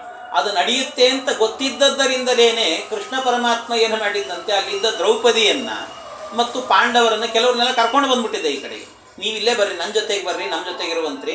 ಅವರೆಲ್ಲ ಬೆಳಿಗ್ಗೆ ಬರ್ತಾರೆ, ಹುಡುಗರು ಪಾಪ ಬೇಗ ನಿದ್ದೆ ಬರ್ತದೆ, ಮಲ್ಕೊಳ್ಳಿ, ಅವರು ಬೆಳಿಗ್ಗೆ ಬೇಗ ಬರ್ತಾರೆ, ಪರವಾಗಿಲ್ಲ ಅಂತ ಅಲ್ಲೇ ಉಳಿಸಿ ಬಂದಿದ್ದಂತೆ ಕೃಷ್ಣ. ಉಳಿದವ್ರನ್ನೆಲ್ಲ ಕರ್ಕೊಂಡು ಹೋಗಿದ್ದ ಭಗವಂತ. ಈ ದೃಷ್ಟದ್ಯುಮ್ನ ಮತ್ತು ಏನು ಉಪಪಾಂಡವರು ಇವರೆಲ್ಲ ಇದ್ದರು, ಇವರನ್ನೆಲ್ಲ ಅಲ್ಲೇ ಬಿಟ್ಟು ಹೋಗಿದ್ದಂತೆ. ಅಲ್ಲೇ ಬಿಟ್ಟು ಹೋದಾಗ ಈ ಅಶ್ವತ್ಥಾಮಾಚಾರ್ಯರು ಬಂದು ರಾತ್ರಿ ಹೊತ್ತಿನಲ್ಲಿ ಒಂದು ಕಡೆಯಲ್ಲಿ ಗಿಡದ ಕೆಳಗೆ ಕೂತರು. ಹೇಗಪ್ಪ ಇವರನ್ನು ಕೊಲ್ಲೋದು ಅಂತ ಯೋಚನೆ ಮಾಡ್ತಿದ್ರು. ರಾತ್ರಿ ಆಗಿತ್ತು. ಆ ರಾತ್ರಿ ಕಾಲದಲ್ಲಿ ಏನಾಯಿತು ಅಂದರೆ, ಆ ಮರದ ಮೇಲೆ ಒಂದು ಕಾಗೆಯ ಗೂಡಿತ್ತಂತೆ. ಆ ಕಾಗೆಯ ಗೂಡಿನಲ್ಲಿ ಕಾಗೆಯ ಮೊಟ್ಟೆಗಳಿದ್ವು. ಆ ಮೊಟ್ಟೆಗಳನ್ನೆಲ್ಲ ರಾತ್ರಿ ಏನಾಯಿತು, ಗೂಬೆಗಳೆಲ್ಲವೂ ಕೂಡ ಬಂದು ಆ ಮೊಟ್ಟೆಗಳನ್ನು ಒಡೆಯೋದು, ಒಳಗಿದ್ದಂಥ ಹಕ್ಕಿಗಳನ್ನೆಲ್ಲವನ್ನು ಕೂಡ ಕಿತ್ತಿ ತಿಂದ್ಕೊಂಡು ಹೋಗೋದು. ಈ ರೀತಿ ಅವುಗಳನ್ನೆಲ್ಲ ಸಂಹಾರ ಮಾಡಿ ಹೋಗ್ತಾ ಇತ್ತು. ಇದನ್ನು ನೋಡಿ ಅವ್ರಿಗೊಂದು ಶಕುನ ಇದು ಅಂತ ಅನ್ನಿಸ್ತವ್ರಿಗೆ. ಓಹೋ, ಈ ಗೂಬೆ ರಾತ್ರಿ ಹೊತ್ತಿನಲ್ಲಿ ಬಂದು ಅವುಗಳ ತಲೆ ಕಡಿದು ಮೊಟ್ಟೆಗಳನ್ನು ಒಡೆದು ತಿಂದು ಹೋಗ್ತಾ ಇದೆ. ಹಾಗಾದರೆ ನಾನು ಕೂಡ ರಾತ್ರಿ ಹೊತ್ತಿನಲ್ಲೇ ಹೋಗಿ ಆ ಶಿಬಿರದಲ್ಲಿ ಮಲಗಿದಂಥ ಮಕ್ಕಳನ್ನೆಲ್ಲರನ್ನು ಕೂಡ ಸಂಹಾರ ಮಾಡಬೇಕು. ಎಷ್ಟು ವಿಚಿತ್ರ ಆಯಿತು ಅಂತ ಅಂದ್ಕೊಂಡು ಇಷ್ಟು ವಿಚಾರ ಮಾಡಿಕೊಂಡು ಅಶ್ವತ್ಥಾಮಾಚಾರ್ಯ ಹೋದರು. ಅಶ್ವತ್ಥಾಮಾಚಾರ್ಯರು ಹೋಗಿ ಏನು ಮಾಡ್ತಾರೆ ಅಂದರೆ, ಅಲ್ಲಿಗೆ ಹೋದರು, ಶಿಬಿರದ ಹತ್ತಿರಕ್ಕೆ ಹೋದರು. ಶಿಬಿರದ ಹತ್ತಿರಕ್ಕೆ ಹೋಗಿ ಶಿಬಿರದ ಅಂದರೆ ಒಳಗಿರುವಂಥ ಮಕ್ಕಳನ್ನು ಕೊಲ್ಲಿಕ್ಕೆ ಅಂತ ಹೋಗ್ತಿದ್ದಾರೆ. ಹೋಗಬೇಕಾದ್ರೆ ಏನಾಯಿತು ಅಂದರೆ ಎದುರುಗಡೆಯಲ್ಲಿ ಒಂದು ವಿಚಿತ್ರವಾದಂಥ ಒಂದು ಭೂತ ನಿಂತಿತ್ತಂತೆ. ಆ ಭೂತವನ್ನು ನೋಡುವಾಗ ಇವರಿಗೆ ಹೆದರಿಕೆ ಆಯಿತು. ಇವರಿಗೊಮ್ಮೆ ಒಳಗೆ ಹೋಗಬೇಕು ಆಗ್ತಾ ಇಲ್ಲ. ಆದರೂ ಒಂದು ಸರ್ತಿ ಧೈರ್ಯದಿಂದ ಅಶ್ವತ್ಥಾಮಾಚಾರ್ಯ ಹೇಳಿದ್ರಂತೆ, ಎಲ್ಲ ಭೂತ ನನಗೆ ಒಳಗೆ ಹೋಗಲಿಕ್ಕೆ ದಾರಿ ಕೊಡು ನೀನು ಅಂತ ಕೇಳಿದ್ರು. ಒಳಗೆ ಹೋಗಲಿಕ್ಕೆ ದಾರಿ ಕೊಡು ಅಂತ ಕೇಳಿದರೆ ಆ ಭೂತ ಬಿಡಲಿಲ್ಲಂತೆ, ಒಳಗೆ ಹೋಗ್ಲಿಕ್ಕೆ ಬಿಡಲ್ಲ ಅಂತ ಹೇಳಿತು. ನಾನಿಲ್ಲಿದ್ದೇನೆ, ನನ್ನ ಜೊತೆಗೆ. ಇವರು ಅಶ್ವತ್ಥಾಮಾಚಾರ್ಯ ಆ ಬಾಣ ಈ ಬಾಣ ಅಂತ ಎಲ್ಲ ಪ್ರಯೋಗ ಮಾಡ್ತಾರೆ. ಪ್ರಯೋಗ ಮಾಡಿದರೆ ಎಲ್ಲವನ್ನು ಕೂಡ ಕೈಯಿಂದ ಹಿಡಿದು ನುಂಗಿ ಹಾಕಿಬಿಡ್ತದೆ ಭೂತ.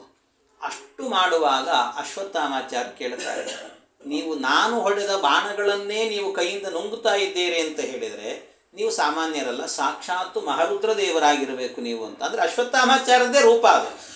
ಆಗ ಹೌದು ಅಂತ ಆಗ ಅಶ್ವತ್ಥಾಮಾಚಾರ್ಯರು ಅವರನ್ನು ಧ್ಯಾನ ಮಾಡುವಾಗ ರುದ್ರದೇವರನ್ನು ತಮ್ಮ ಮೂಲ ರೂಪ ಅದನ್ನು ಧ್ಯಾನ ಮಾಡ್ತಾ ಇರುವಾಗ ಆಯಿತು ಅಂತ ಸ್ವಲ್ಪ ಹೋರಾಟವನ್ನು ಮಾಡಿ ಜಾಗವನ್ನು ಬಿಡ್ತಾರೆ. ಅದರಲ್ಲಿ ಒಂದು ಮಗು ಇತ್ತು, ದ್ರೌಪದಿ ದೇವಿಯ ಮಗು. ಆ ಮಗುವನ್ನು ಮಾತ್ರ ಶರ್ವತ್ರಾತ ಅಂತ ಹೇಳ್ತಾರೆ. ಆ ಮಗುವನ್ನು ಮಾತ್ರ ರುದ್ರದೇವರು ಏನು ಮಾಡಿದ್ರಂತೆ, ಮೇಲೆ ಕರ್ಕೊಂಡು ಹೋದರು. ರುದ್ರದೇವರು ಲೋಕಕ್ಕೆ ಕೈಲಾಸಕ್ಕೆ ಕರ್ಕೊಂಡು ಹೋದರು. ಅದರಿಂದ ಶರ್ವ ಅಂದರೆ ರುದ್ರದೇವರು, ಅವರಿಂದ ತ್ರಾತ ಅಂದರೆ ರಕ್ಷಣೆಗೆ ಒಳಪಟ್ಟವನು, ಅವನನ್ನು ಮಾತ್ರ ಕರ್ಕೊಂಡು ಹೋದ್ರಂತೆ. ಆದ ಕೂಡಲೇ ಅಶ್ವತ್ಥಾಮಾಚಾರ್ಯ ಏನು ಮಾಡ್ತಾರೆ, ಒಳಗೆ ನುಗ್ಗುತ್ತಾರೆ. ಒಳಗೆ ನುಗ್ಗಿದ ಕೂಡಲೇ ಮೊದಲು ಕಂಡದ್ದು ಯಾರು ಅಂತ ಹೇಳಿದರೆ ದೃಷ್ಟದ್ಯುಮ್ನ ಕಂಡ. ದೃಷ್ಟದ್ಯುಮ್ನ ಕಂಡ ಕೂಡಲೇ ಮಲಗಿದ್ದ ಅವನು. ಮಲಗಿದವನನ್ನು ಹಾಗೆ ಕೊಲ್ಲಬೇಕು ಅಂತ ವಿಚಾರ ಮಾಡಿ ಖಡ್ಗವನ್ನು ಹಿಡಿಲಿಲ್ಲ. ಮತ್ತೇನು ಮಾಡಿದ್ರಂತೆ, ಮೇಲೆ ಹಾರಿ ಒಂದು ಸರ್ತಿ ಅವನ ಕುತ್ತಿಗೆಯ ಮೇಲೆ ಕಾಲಿಟ್ರಂತೆ, ಕಂಠದ ಮೇಲೆ ಕಾಲಿಟ್ಟರು ಅಶ್ವತ್ಥಾಮಾಚಾರ್ಯರು. ಕಂಠದ ಮೇಲೆ ಕಾಲಿಟ್ಟು ಚೆನ್ನಾಗಿ ಒತ್ತಲಿಕ್ಕೆ ಶುರು ಮಾಡಿದ್ರಂತೆ, ಅವನ ಪ್ರಾಣ ಹೋಗಬೇಕು ಅಂತ. ಆದರೆ ವಿಶೇಷ ಏನು ಅಂತ ಹೇಳಿದರೆ ದೃಷ್ಟದ್ಯುಮ್ನ ಇನ್ನೂ ನಿದ್ದೆ ಮಾಡಿರಲಿಲ್ಲ. ನಿದ್ದೆ ಮಾಡಿರಲಿಲ್ಲ. ನಿದ್ದೆ ಮಾಡದೇ ಇದ್ದಂಥ ದೃಷ್ಟದ್ಯುಮ್ನ ಅವನಿಗೆ ಎಚ್ಚರಿಕೆ. ಯಾಕೆಂದರೆ ಎಷ್ಟೋ ದಿನಗಳ ಕಾಲ ನಿದ್ದೆ ಬಂದಿರಲಿಲ್ಲ ಅಂತ. ಯಾಕೆ ದೃಷ್ಟದ್ಯುಮ್ನ ಅಂತ ಹೇಳಿದರೆ ದ್ರೋಣಾಚಾರ್ಯರನ್ನು ಸಂಹಾರ ಮಾಡಿದವರು. ದ್ರೋಣಾಚಾರ್ಯರು ತಾವೇ ತಮ್ಮ ಯೋಗದಿಂದಾಗಿ ದೇಹತ್ಯಾಗವನ್ನು ಮಾಡಬೇಕು ಅಂತ ಅಂದುಕೊಂಡಾಗ ಅವರ ರಥದ ಮೇಲೆ, ಅವರು ಯೋಗ ಸ್ಥಿತಿಯಲ್ಲಿ ಇರುವಾಗ ರಥದ ಮೇಲೆ ಹತ್ತಿ ಆ ರಥದಲ್ಲಿ ನಿಂತು ಅವರ ರುಂಡವನ್ನು ಚೆಂಡಾಡಿದಂಥವನು ಈ ದೃಷ್ಟದ್ಯುಮ್ನ, ಅಂದರೆ ದ್ರೌಪದಿಯ ಸಹೋದರ ಇವನು. ಹಾಗಾಗಿ ಆ ದೃಷ್ಟದ್ಯುಮ್ನ ಹೀಗೆ ಮಾಡಿದ್ದ ಗೊತ್ತು, ನಮ್ಮಪ್ಪನನ್ನು ಕೊಂದವನು ನೀನು, ಆದ್ದರಿಂದಾಗಿ ನಿನ್ನನ್ನು ಅಷ್ಟು ಸುಲಭದಲ್ಲಿ ಬಿಡೋದಿಲ್ಲ ನಾನು ಅಂತ. ಆಗ ಅವನ ಕುತ್ತಿಗೆಯ ಮೇಲೆ ಕಾಲಿಟ್ಟು ಒತ್ತಲಿಕ್ಕೆ ಶುರು ಮಾಡುತ್ತಾನೆ. ಅಷ್ಟು ಒತ್ತುವಾಗ ಅವರು ದೃಷ್ಟದ್ಯುಮ್ನ ಹೇಳ್ತಾನೆ, ನೀವು ಅಶ್ವತ್ಥಾಮ ಅಲ್ವಾ ಅಂತ ಹೇಳಿದ. ಮೊದಲಿಗೆ ನೀವು ಅಶ್ವತ್ಥಾಮ, ನನ್ನ ಕತ್ತು ತುಳಿತ, ಓಹೋ ನನ್ನ ಹೆಸರು ಗೊತ್ತಿದೆಯಾ ನಿನಗೆ, ಅಷ್ಟು ನೆನಪಿದೆಯಲ್ವಾ ಅಂತಾರೆ ಅವರು. ಅವಾಗ ಅಂದರೆ ಅವಾಗ ಏನಾಗಿತ್ತು ಅಂದರೆ, ಯಾವಾಗ ಆ ಶ್ರೇಷ್ಠ ಬ್ರಾಹ್ಮಣನಾದಂಥ ದ್ರೋಣಾಚಾರ್ಯರನ್ನು ಕೊಂದಿದ್ದರೂ ದೃಷ್ಟದ್ಯುಮ್ನ ಆವತ್ತಿನಿಂದ ನಿದ್ದೆ ಹತ್ತಿರಲಿಲ್ಲ ಅಂತ, ನಿದ್ದೆನೇ ಬರ್ತಿರ್ಲಿಲ್ಲ ಅವರಿಗೆ. ಅಂಥ ಬ್ರಾಹ್ಮಣನನ್ನು ಕೊಂದಲ್ಲ ನಾನು ಅಂತ ಭಾಳ ದುಃಖ ಆಗಿತ್ತು. ಆಗ ಇವರು ತುಳಿತಾ ಇರುವಾಗ ಒಂದು ಮಾತು ಹೇಳ್ತಾನೆ, ಅಶ್ವತ್ಥಾಮಾಚಾರ್ಯ ನೀವು ನನ್ನನ್ನು ಕೊಲ್ಲಿ, ನಾನು ನಿಮ್ಮಪ್ಪನನ್ನು ಕೊಂದದ್ದಕ್ಕೆ ನೀವು ಕೊಲ್ಲಿಕ್ಕೆ ಬಂದಿದ್ದೀರಿ ಅಂತ ನನಗೆ ಗೊತ್ತು, ಇಲ್ಲ ಅಂತ ಹೇಳಿಲ್ಲ. ಆದರೆ ಪಕ್ಕದಲ್ಲೇ ನನ್ನ ಬಿಲ್ಲನ್ನು ಇಟ್ಟಿದ್ದೀನಿ, ಸ್ವಲ್ಪ ನನಗೆ ಅವಕಾಶ ಮಾಡಿಕೊಡಿ, ಕೈಯಲ್ಲಿ ಆ ಬಿಲ್ಲನ್ನು ಹಿಡ್ಕೊಳ್ತೇನೆ ನಾನು ಅಂತ ಹೇಳ್ತಾರೆ. ಆ ಕೈಯಲ್ಲಿ ಬಿಲ್ಲನ್ನು ತಗೊಳ್ತೇನೆ ನಾನು, ಆ ಬಿಲ್ಲಿಂದ ಮತ್ತೆ ನಿಮಗೆ ಹೊಡೆಯಲ್ಲ ಅಂತಂದರು. ಆ ಬಿಲ್ಲಿನಿಂದ ನಾನು ನಿಮಗೆ ಹೊಡೆಯಲ್ಲ. ಯಾಕೆ ಅಂತ ಹೇಳಿದರೆ, ನೀವು ಕೊಲ್ಲಿಕ್ಕೆ ಬಂದಿದ್ದೀರಲ್ಲ, ನಾನು ಸಾಯಲಿಕ್ಕೂ ಸಿದ್ಧನಾಗಿದ್ದೇನೆ, ಆದರೆ ಆ ಬಿಲ್ಲು ಹಿಡ್ಕೊಳ್ಳಿಕ್ಕೆ ಬಿಡಿ. ಯಾಕೆ ಅಂದರೆ, ಒಮ್ಮೆ ನಾನು ಬಿಲ್ಲು, ಕ್ಷತ್ರಿಯನಾದವನು ಕೈಯಲ್ಲಿ ಬಿಲ್ಲು ಹಿಡ್ಕೊಂಡು ಸತ್ತರೆ ಅದು ವೀರಮರಣ ಅಂತ ಹೇಳ್ತಾರೆ. ಹಾಗಾಗಿ ನನಗೊಂದು ಆ ವೀರಮರಣದ ಒಂದು ದಯಾಮರಣ ಅಂತ ಹೇಳ್ತಾರೆ, ನಾನು ವೀರಮರಣವನ್ನು ಹೊಂದಲಿಕ್ಕೋಸ್ಕರವಾಗಿ ನನಗೆ ದಯ ತೋರಿ ನೀವು ಅಂತ ಕೇಳಿಕೊಂಡಂತೆ.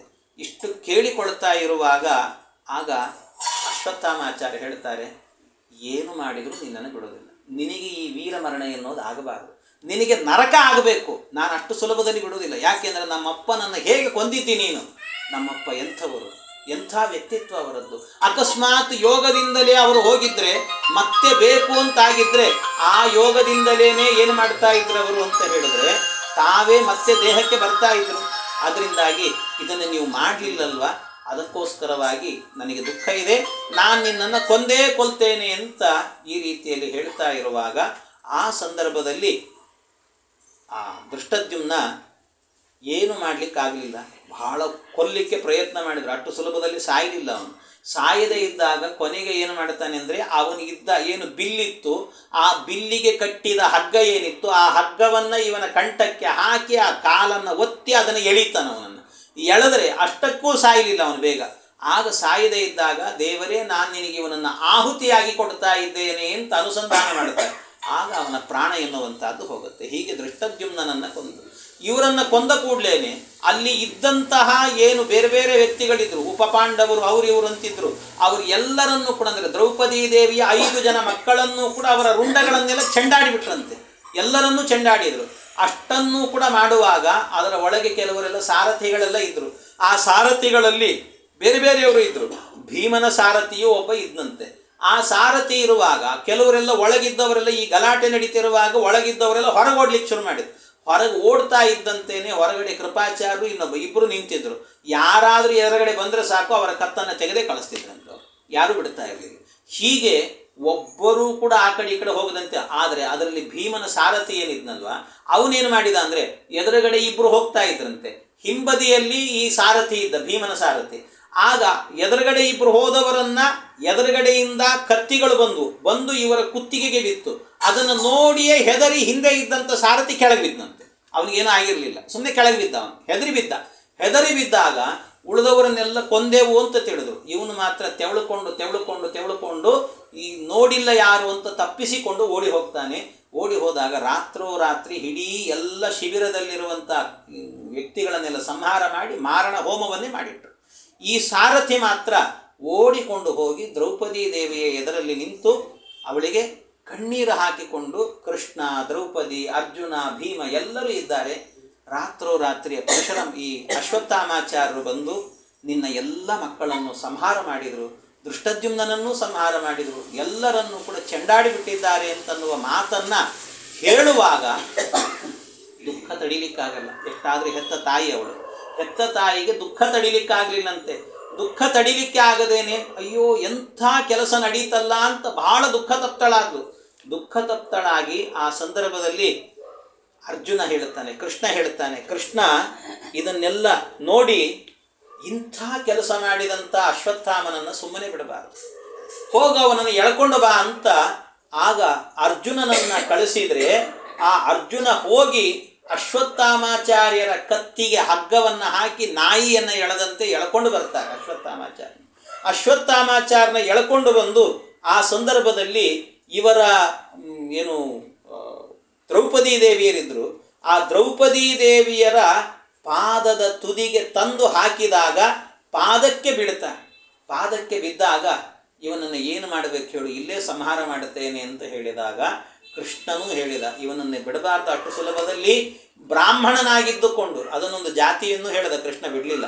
ಅಂದರೆ ಬ್ರಾಹ್ಮಣನಾಗಿದ್ದುಕೊಂಡು ಮಾಡಬಾರದ ಕೆಲಸವನ್ನು ಮಾಡಿದ್ದಾನೆ ಇವನನ್ನು ಸಂಹಾರ ಮಾಡಬೇಕು ಅಂತ ಹೇಳುವಾಗ ದ್ರೌಪದಿಯ ವ್ಯಕ್ತಿತ್ವ ಎಂಥದ್ದು ಅಂದರೆ, ಆ ದ್ರೌಪದಿ ದೇವಿ ಹೇಳ್ತಾಳೆ ಆ ಸಂದರ್ಭದಲ್ಲಿ, ಕೃಷ್ಣ, ಅರ್ಜುನ, ಯಾರು ಇವನನ್ನು ಸಂಹಾರ ಮಾಡಬೇಡಿ, ದಯವಿಟ್ಟು ಮಾಡಬೇಡಿ, ಮೊದಲು ಎಬ್ಬಿಸಿ ಇವನನ್ನು ಅಂತ ಅವರನ್ನು ಎಬ್ಬಿಸಿ ದ್ರೌಪದಿ ದೇವಿ ತಾನೇ ಅಶ್ವತ್ಥಾಮಾಚಾರ್ಯರಿಗೆ ನಮಸ್ಕಾರವನ್ನು ಮಾಡಿ ನನಗೆ ಅಶ್ವತ್ಥಾಮಾಚಾರ್ಯರನ್ನು ನೋಡಿದರೆ ನನ್ನ ಮಕ್ಕಳನ್ನು ಕೊಂದಂತಹ ಒಬ್ಬ ಹಂತಕನಾಗಿ ನನಗೆ ಕಾಣ್ತಾ ಇಲ್ಲ, ನಮ್ಮ ಗುರುಗಳಾದಂಥ ದ್ರೋಣಾಚಾರ್ಯರ ಪುತ್ರರಾದ್ರಿಂದ ನಮ್ಮ ಗುರುಗಳಂತೆ ನಮಗೆ ಕಾಣಿಸ್ತಾ ಇದ್ದಾರೆ. ಆದ್ದರಿಂದ ಗುರುಪುತ್ರನನ್ನು ಕೊಲ್ಲುವಂತಹದ್ದು ಕ್ಷತ್ರಿಯರಿಗೆ ತರವಲ್ಲ. ನನ್ನ ಮಕ್ಕಳನ್ನು ಕಳ್ಕೊಂಡಿದ್ದೀನಿ, ನನ್ನ ದೌರ್ಭಾಗ್ಯ ಅಷ್ಟೇ, ಹೋಗಲಿ ಪರವಾಗಿಲ್ಲ, ಆದರೆ ಅಶ್ವತ್ಥಾಮಾಚಾರ್ಯನ ಕೊಲ್ಲಬೇಡಿ. ಯಾಕೆಂದರೆ ಗುರುಪುತ್ರನನ್ನು ಕೊಲ್ಲಬಾರದು. ಅಷ್ಟೇ ಅಲ್ಲ, ಈಗ ದ್ರೋಣಾಚಾರ್ಯರ ಹೆಂಡತಿ ಅಂದರೆ ಕೃಪನ ತಂಗಿ, ಹಾಗಾಗಿ ಕೃಪಿ ಇದ್ದಾಳೆ ಇನ್ನೂ ಕೂಡ. ಆ ಕೃಪಿ ಏನಿದ್ದಾಳಲ್ವ ಅವಳಿಗೆ ಪಾಪ ಗೊತ್ತಿಲ್ಲ ಇನ್ನೂ ಕೂಡ. ನನಗೆ ಅದರ ಅನುಭವ ಏನು ಅಂತ ಗೊತ್ತಿದೆ. ಮಕ್ಕಳನ್ನು ಕಳೆದುಕೊಂಡಂಥ ತಾಯಿಗೆ ಆಗುವ ನೋವು ಏನು ಅಂತ ನಾನು ಅನುಭವಿಸಿದ್ದೀನಿ. ಆದ್ದರಿಂದ ಇವತ್ತು ನೀವು ಕೊಂದರೆ ನಾಳೆ ಕೃಪಿಗೆ ಅದಾಗತ್ತೆ.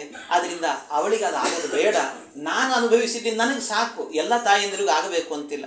ಅದರಿಂದ ಬೇಡ, ಆ ನೋವನ್ನು ಅವಳು ಅನುಭವಿಸಬಾರದು, ದಯವಿಟ್ಟು ಅವರನ್ನು ಸಂಹಾರ ಮಾಡಬೇಡಿ ಅಂತ ಇಷ್ಟನ್ನು ಹೇಳಿ ಆಗ ಅವರನ್ನು ಕಳಿಸಿಕೊಟ್ಟರಂತೆ ಅಶ್ವತ್ಥಾಮಾಚಾರ್ಯನು.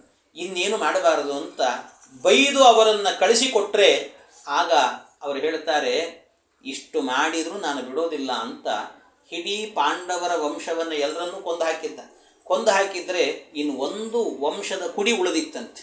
ಅದು ಯಾವುದು ಅಂತ ಹೇಳಿದರೆ ಈ ಅರ್ಜುನನ ಹೆಂಡತಿ ಸುಭದ್ರೆ, ಸುಭದ್ರೆಯ ಮಗ ಯಾರು ಅಂದರೆ ಅಭಿಮನ್ಯು, ಅಭಿಮನ್ಯುವಿನ ಹೆಂಡತಿ ಉತ್ತರಾದೇವಿ. ಅಭಿಮನ್ಯು ಚಕ್ರವ್ಯೂಹದಲ್ಲೇ ಹೋಗಿಬಿಟ್ಟಿದ್ದ, ಆದರೆ ಉತ್ತರಾದೇವಿ ಗರ್ಭಿಣಿ ಇದ್ದಂಥವಳು. ಅವಳು ಗರ್ಭಿಣಿ ಇದ್ದಾಗ ಆ ಸಂದರ್ಭದಲ್ಲಾಗುವಾಗ ಅದನ್ನೇ ಅಂದರೆ ಅದೊಂದು ಗರ್ಭದಲ್ಲಿ ಒಂದು ಕೂಸಿದೆ ಅಲ್ವಾ, ಆ ಕೂಸನ್ನೂ ಸಂಹಾರ ಮಾಡಬೇಕು ಅಂತ ಗರ್ಭದ ಮೇಲೇನೆ ಒಂದು ಸರ್ತಿ ಬ್ರಹ್ಮಾಸ್ತ್ರವನ್ನು ಪ್ರಯೋಗ ಮಾಡಬೇಕು ಅಂತ ಅಂದ್ಕೊಂಡು ಆ ಗರ್ಭದ ಮೇಲೆ ಬ್ರಹ್ಮಾಸ್ತ್ರವನ್ನು ಪ್ರಯೋಗ ಮಾಡಲಿಕ್ಕೆ ಅಂತ ಹೊರಟ್ರಂತೆ ಅಶ್ವತ್ಥಾಮ. ಆನೆ ಸತ್ಯು ದ್ರೋಣಾಚಾರ್ಯ ಇವರು ಅಶ್ವತ್ಥಾಮ ಸಾಯಲಿಲ್ಲ ಅಂತ ಹೇಳ್ತಾರಲ್ಲ, ಆನೆ ಸತ್ಯು ಆನಿಂದ ಅನೌನ್ಸ್ ಮಾಡಿದ್ರು ಆನೆ ಸತ್ಯು ಅಂತ ಹೇಳಿ, ಇವರು ಸಾಯಿಲ್ಲ ಅಂತ ಅನೌನ್ಸ್ ಮಾಡ್ತಾರೆ. ಹೌದು, ಅದು ಬೇರೆ ಕಥೆ, ಅದು ಮಹಾಭಾರತಕ್ಕೆ ಸಂಬಂಧಪಟ್ಟದ್ದು ಆ ಕಥೆ. ಇಲ್ಲಿ ಆ ಕಥೆಗೆ ಪ್ರಸಂಗ ಇಲ್ಲ ಇಲ್ಲಿ, ಅಂದರೆ ಅದು ಮಹಾಭಾರತದಲ್ಲಿ ಬಂದದ್ದು. ಅಂದರೆ ದ್ರೋಣಾಚಾರ್ಯರನ್ನು ಸಂಹಾರ ಮಾಡಬೇಕಾದ್ರೆ ದ್ರೋಣಾಚಾರ್ಯರು ಅಷ್ಟು ಸುಲಭದಲ್ಲಿ ಸಾಯೋದಿಲ್ಲ. ಅದಕ್ಕೋಸ್ಕರವಾಗಿ ತನ್ನ ಮಗ ಸತ್ತಿದ್ದಾನೆ ಅಂತ ಗೊತ್ತಾದರೆ ಅವನಿಗೋಸ್ಕರವೇ ಬದುಕಿದ್ದು, ಇನ್ನಾದರೂ ಇನ್ನೇನು ಮಾಡಬೇಕು, ಅವನೇ ಇಲ್ಲ ಅಂದರೆ ಏನು ಮಾಡಬೇಕು ಅಂತ ಕೃಷ್ಣ ಹೇಳ್ತಾನೆ, ಧರ್ಮರಾಜನಿಗೆ ಹೇಳ್ತಾನೆ, ಧರ್ಮರಾಜ ನೀನೊಂದು ಸರ್ತಿ ಅಶ್ವತ್ಥಾಮ ಹತಃ ಅಂತ ಹೇಳು ಅಂತ. ಅದಕ್ಕೆ ಧರ್ಮರಾಜ ಹೇಳ್ತಾನೆ, ಇನ್ನೂ ಅಶ್ವತ್ಥಾಮ ಎದುರುಗಡೆ ಬದುಕಿದ್ದಾನೆ, ಬದುಕಿರುವಾಗ ಸತ್ತ ಅಂತ ಹೇಗೆ ಸುಳ್ಳು ಹೇಳಿ ನಾನು ಅಂತ. ಕೃಷ್ಣ ಹೇಳಿದ ಮೇಲೆ ಇಂಥ ಪ್ರಶ್ನೆ ಮಾತಾಡಬಾರದು. ಕೃಷ್ಣ ಹೇಳಿದ ಮೇಲೆ ಅವನು ಹೇಗೆ ಹೇಳ್ತಾನೆ ಹಾಗೆ ಕೇಳಬೇಕು. ಕೃಷ್ಣನ ಮಾತಿನ ಮೇಲೆ ಅವಿಶ್ವಾಸವನ್ನು ಮಾಡಬಾರದು. ಆಗ ಕೃಷ್ಣ ಒಂದು ಮಾತು ಆಡಿದ ಅಂದರೆ ಅದು ಸತ್ಯ ಆಗಬೇಕು. ಅದಕ್ಕೋಸ್ಕರ ಭೀಮಸೇನ ದೇವರೇನು ಮಾಡ್ತಾರೆ ಅಂದರೆ, ಅಲ್ಲೇ ಒಂದು ಆನೆ ಇರುತ್ತೆ, ಆ ಆನೆಗೆ ಅಶ್ವತ್ಥಾಮ ಅಂತ ಹೆಸರು. ಆ ಆನೆಯನ್ನು ಒಂದು ಸರ್ತಿ ಗುದ್ದುತ್ತಾರೆ, ಗುದ್ದಿದ್ರೆ ಆನೆ ಅಲ್ಲೇ ಕೆಳಗೆ ಬಿದ್ದು ಸತ್ತು ಹೋಗುತ್ತೆ. ಅಂದರೆ ಕೃಷ್ಣ ಆಡಿದ ಮಾತು ಸುಳ್ಳಲ್ಲ, ಸತ್ಯ ಅಂತ. ಆಗ ಅವನಿಗೆ ಹೇಳ್ತಾರೆ ಕುಂಜರ ಅಂತ. ಕುಂಜರ ಅಂದರೆ ಆನೆ ಅಂತ ಅರ್ಥ. ಆ ಆನೆ ಎನ್ನುವಂತಹದ್ದು ಸತ್ತು ಹೋಯಿತು, ಅಶ್ವತ್ಥಾಮ ಏನು. ಅದಕ್ಕೇನು ಮಾಡಿದ ಅಂದರೆ ಕೃಷ್ಣ ಪರಮಾತ್ಮ ಅಶ್ವತ್ಥಾಮ ಹತಃ ಅಂತ ಈಗಲಾದರೂ ಹೇಳು ಅಂತ. ಹೌದಲ್ಲ, ಪರವಾಗಿಲ್ಲ, ಆನೆ ಸತ್ತಿದೆ ಹೇಳಬಹುದು ಅಂತ ಧರ್ಮರಾಜ ಅಶ್ವತ್ಥಾಮ ಹತಃ ಅಂತ ಹೇಳಿದ. ಇನ್ನು ಕುಂಜರ ಅಂತ ಹೇಳಿದ, ಅವನು ಹೇಳೋಷ್ಟೊತ್ತಿಗೆ ಏನೋ ಶಬ್ದ ಮಾಡಿ ಇಟ್ಬಿಟ್ಟ ಈ ಕೃಷ್ಣ. ಅಷ್ಟರಲ್ಲಿ ಶಬ್ದ ಮಾಡಿದ, ಆ ಶಬ್ದ ಕೇಳಿಸ್ತಿಲ್ಲ ಈ ಯಾರಿಗೆ, ದ್ರೋಣಾಚಾರ್ಯನಿಗೆ. ಅಶ್ವತ್ಥಾಮ ಹತಃ ಅನ್ನೋ ಶಬ್ದ ಮಾತ್ರ ಕೇಳಿಸ್ತು. ಅದಕ್ಕೆ ನನ್ನ ಮಗ ಸತ್ನ, ಇನ್ನು ಅಯ್ಯೋ ನಾನಿಂದ ಬದುಕೇನು ಪ್ರಯೋಜನ ಅಂತ ಯೋಗಕ್ಕೆ ಹೋದ. ಯೋಗಕ್ಕೆ ಹೋಗುವಾಗ ಸರಿಯಾಗಿ ದೃಷ್ಟದ್ಯುಮ್ನ ಬಂದು ಅವನ ತಲೆ ಕತ್ತರಿಸಿದ. ಇಷ್ಟು ನಡೆದಂಥ ಕಥೆ. ಅದು ಪ್ರಸಂಗ ಇಲ್ಲೇನಿಲ್ಲ, ಅದು ಬೇರೆ ಕಥೆ. ಅಂತೂ ಈಗ ಏನು ಅಂತ ಹೇಳಿದರೆ, ಅಶ್ವತ್ಥಾಮಾಚಾರ್ಯರೇನು ಮಾಡಿದರು, ದುರ್ಯೋಧನನಿಗೆ ಮಾತು ಕೊಟ್ಟಿದ್ದೇನಲ್ವಾ, ಪಾಂಡವರ ವಂಶವನ್ನು ನಿರ್ವಂಶ ಮಾಡ್ತೇನೆ ಅಂತ. ಅದಕ್ಕೋಸ್ಕರವಾಗಿ ಆ ವಂಶವನ್ನು ನಿರ್ವಂಶ ಮಾಡ್ತೇನೆ ಅಂತ ಅನ್ನೋದಕ್ಕೋಸ್ಕರವಾಗಿ ಈ ಗರ್ಭದಲ್ಲಿರುವ ಕೂಸನ್ನು ಸಂಹಾರ ಮಾಡ್ತೇನೆ ಅಂತ ಬ್ರಹ್ಮಾಸ್ತ್ರವನ್ನು ಪ್ರಯೋಗ ಮಾಡ್ತಾರೆ. ಇನ್ನೇನು ಬ್ರಹ್ಮಾಸ್ತ್ರ ಎನ್ನುವಂಥದ್ದು ಬಂತು ಅನ್ನುವಾಗ ಆಗ ತಾಯಿ ಆ ಉತ್ತರಾದೇವಿ ಕೃಷ್ಣನನ್ನು ಪ್ರಾರ್ಥನೆ ಮಾಡ್ತಾಳೆ. ಕೃಷ್ಣ, ಜಗನ್ನಾಥ, ಭಗವಂತ, ನೀನಲ್ಲದೆ ನನ್ನ ಮಗುವನ್ನು ಮತ್ಯಾರು ರಕ್ಷಣೆ ಮಾಡಲಿಕ್ಕೆ ಸಾಧ್ಯ ಇಲ್ಲವೋ ಭಗವಂತ, ನೀನೇ ರಕ್ಷಣೆ ಮಾಡಬೇಕು ಅಂತ ಕೃಷ್ಣ ಕೃಷ್ಣ ಮಹಾಬಾಹೋ ಭಕ್ತಾನಾಂ ಅಭಯಂಕರ ತ್ವಮೇಕೋ ದಕ್ಯಮಾನಾನಾಂ ಅಪವರ್ಗೋಸಿ ಸಂಸ್ಕೃತೇ. ಇದು ಅರ್ಜುನನೂ ಹೇಳಿದಂಥ ಮಾತಿದೆಲ್ಲ. ಹೀಗೆ ಭಗವಂತನನ್ನು ಪ್ರಾರ್ಥನೆ ಮಾಡುತ್ತಾರೆ. ಆ ಸಂದರ್ಭದಲ್ಲಿ ಪ್ರಾರ್ಥನೆಯನ್ನು ಮಾಡಿದಾಗ ಆ ಬ್ರಹ್ಮಾಸ್ತ್ರವನ್ನು ಪ್ರಯೋಗ ಮಾಡ್ತಾ ಇದ್ದರೆ ಈ ಕಡೆಯಿಂದ ಏನಾಗುತ್ತೆ ಅಂದರೆ, ಕೃಷ್ಣ ಹೇಳ್ತಾನೆ ಆ ಬ್ರಹ್ಮಾಸ್ತ್ರಕ್ಕೆ ಮತ್ತೊಂದು ಅಸ್ತ್ರ ಅಂತ ಇಲ್ಲ. ಬ್ರಹ್ಮಾಸ್ತ್ರಕ್ಕೆ ಅದನ್ನು ನಿಲ್ಲಿಸಲಿಕ್ಕೆ ಬ್ರಹ್ಮಾಸ್ತ್ರವನ್ನೇ ಪ್ರಯೋಗ ಮಾಡಬೇಕು, ಮತ್ತೇನು ಮಾಡಲಿಕ್ಕಾಗಲ್ಲ. ಬ್ರಹ್ಮಾಸ್ತ್ರಕ್ಕೆ ಬ್ರಹ್ಮಾಸ್ತ್ರವನ್ನೇ ಪ್ರಯೋಗ ಮಾಡಬೇಕು ಅಂತ ಹೇಳಿದಾಗ ಆ ಬ್ರಹ್ಮಾಸ್ತ್ರ ಪ್ರಯೋಗ ಮಾಡುವಾಗ ಅರ್ಜುನನಿಗೆ ಹೇಳಿದ ಕೃಷ್ಣ, ನೀನೊಂದು ಬ್ರಹ್ಮಾಸ್ತ್ರ ಅವನು ಮಾಡಿದಾಗ ಎರಡು ಬ್ರಹ್ಮಾಸ್ತ್ರಗಳು ಒಟ್ಟು ಸೇರಿತು ಅಂತಾದರೆ ಏನಾಗುತ್ತೆ, ಜಗತ್ತೇನೆ ಸುಟ್ಟು ಭಸ್ಮ ಆಗುತ್ತಂತೆ, ಎರಡು ಬ್ರಹ್ಮಾಸ್ತ್ರಗಳು ಸೇರಿದರೆ. ಆದ್ದರಿಂದ ಆಗ ಈ ಅರ್ಜುನ ಏನು ಮಾಡ್ತಾನೆ ಅಂದರೆ, ಬ್ರಹ್ಮಾಸ್ತ್ರವನ್ನು ಪ್ರಯೋಗ ಮಾಡುವಂಥ ಕಾಲದಲ್ಲಾಗಬೇಕಾದ್ರೆ ಅರ್ಜುನ ಹೇಳ್ತಾನೆ, ಇಷ್ಟನ್ನು ಹೇಳ್ತಾನೆ, ನಾನು ಈ ಬ್ರಹ್ಮಾಸ್ತ್ರವನ್ನು ಪ್ರಯೋಗ ಮಾಡ್ತಿದ್ದೀನಿ. ಯಾಕೆ ಅಂತ ಹೇಳಿದರೆ ಆ ಬ್ರಹ್ಮಾಸ್ತ್ರ ಶಾಂತ ಆಗಬೇಕು, ಜಗತ್ತಿಗೆ ಏನಾಗಬಾರದು, ಅಶ್ವತ್ಥಾಮನಿಗೂ ಏನಾಗಬಾರದು, ಮಗುವಿಗೆ ಏನಾಗಬಾರದು, ಯಾರಿಗೂ ಏನಾಗಬಾರದು. ಆ ರೀತಿ ರಕ್ಷಣೆ ಮಾಡೋದಕ್ಕೋಸ್ಕರವಾಗಿ ಈ ಅಸ್ತ್ರವನ್ನು ಪ್ರಯೋಗ ಮಾಡ್ತಾ ಇದ್ದೇನೆ ಅಂತ ಬ್ರಹ್ಮಗಾಯತ್ರಿಯನ್ನು, ಬ್ರಹ್ಮಾಸ್ತ್ರದ ಮಂತ್ರ ಬ್ರಹ್ಮಗಾಯತ್ರಿಯನ್ನು ಹೇಳಿಕೊಂಡು ಆ ಸಂದರ್ಭದಲ್ಲಿ ಅದನ್ನು ಪ್ರಯೋಗ ಮಾಡುತ್ತಾನೆ. ಹೀಗೆ ಪ್ರಯೋಗವನ್ನು ಮಾಡಿದಾಗ ಆಗ ಆ ಸಂದರ್ಭದಲ್ಲಿ ವೇದವ್ಯಾಸದೇವರು ಬಂದು ಆ ಕಡೆ ಈ ಕಡೆ ಇದ್ದಂತಹ ಅಸ್ತ್ರವನ್ನು ಹೀಗೆ ನಿಲ್ಲಿಸ್ತಾರೆ ಎರಡು ಕೈಯಿಂದ. ಅದು ಅವರ ಸಾಮರ್ಥ್ಯ, ಬ್ರಹ್ಮಾಸ್ತ್ರವನ್ನು ತಡೆಯುವ ಸಾಮರ್ಥ್ಯ ಅವರದ್ದು, ವೇದವ್ಯಾಸದೇವರದ್ದು. ಆದ್ದರಿಂದ ಎರಡನ್ನು ನಿಲ್ಲಿಸಿ ಹೇಳುತ್ತಾರೆ, ಆ ಬ್ರಹ್ಮಾಸ್ತ್ರಗಳನ್ನು ಇಬ್ಬರೂ ಕೂಡ ಉಪಶಮನ ಮಾಡಿರಿ ಅಂತ ಹೇಳ್ತಾರೆ. ಉಪಶಮನ ಮಾಡಿರಿ ಅಂತಂದಾಗ ಆಗ ಕೃಷ್ಣನು ಹೇಳಿದ ಹೌದು ಅಂತ.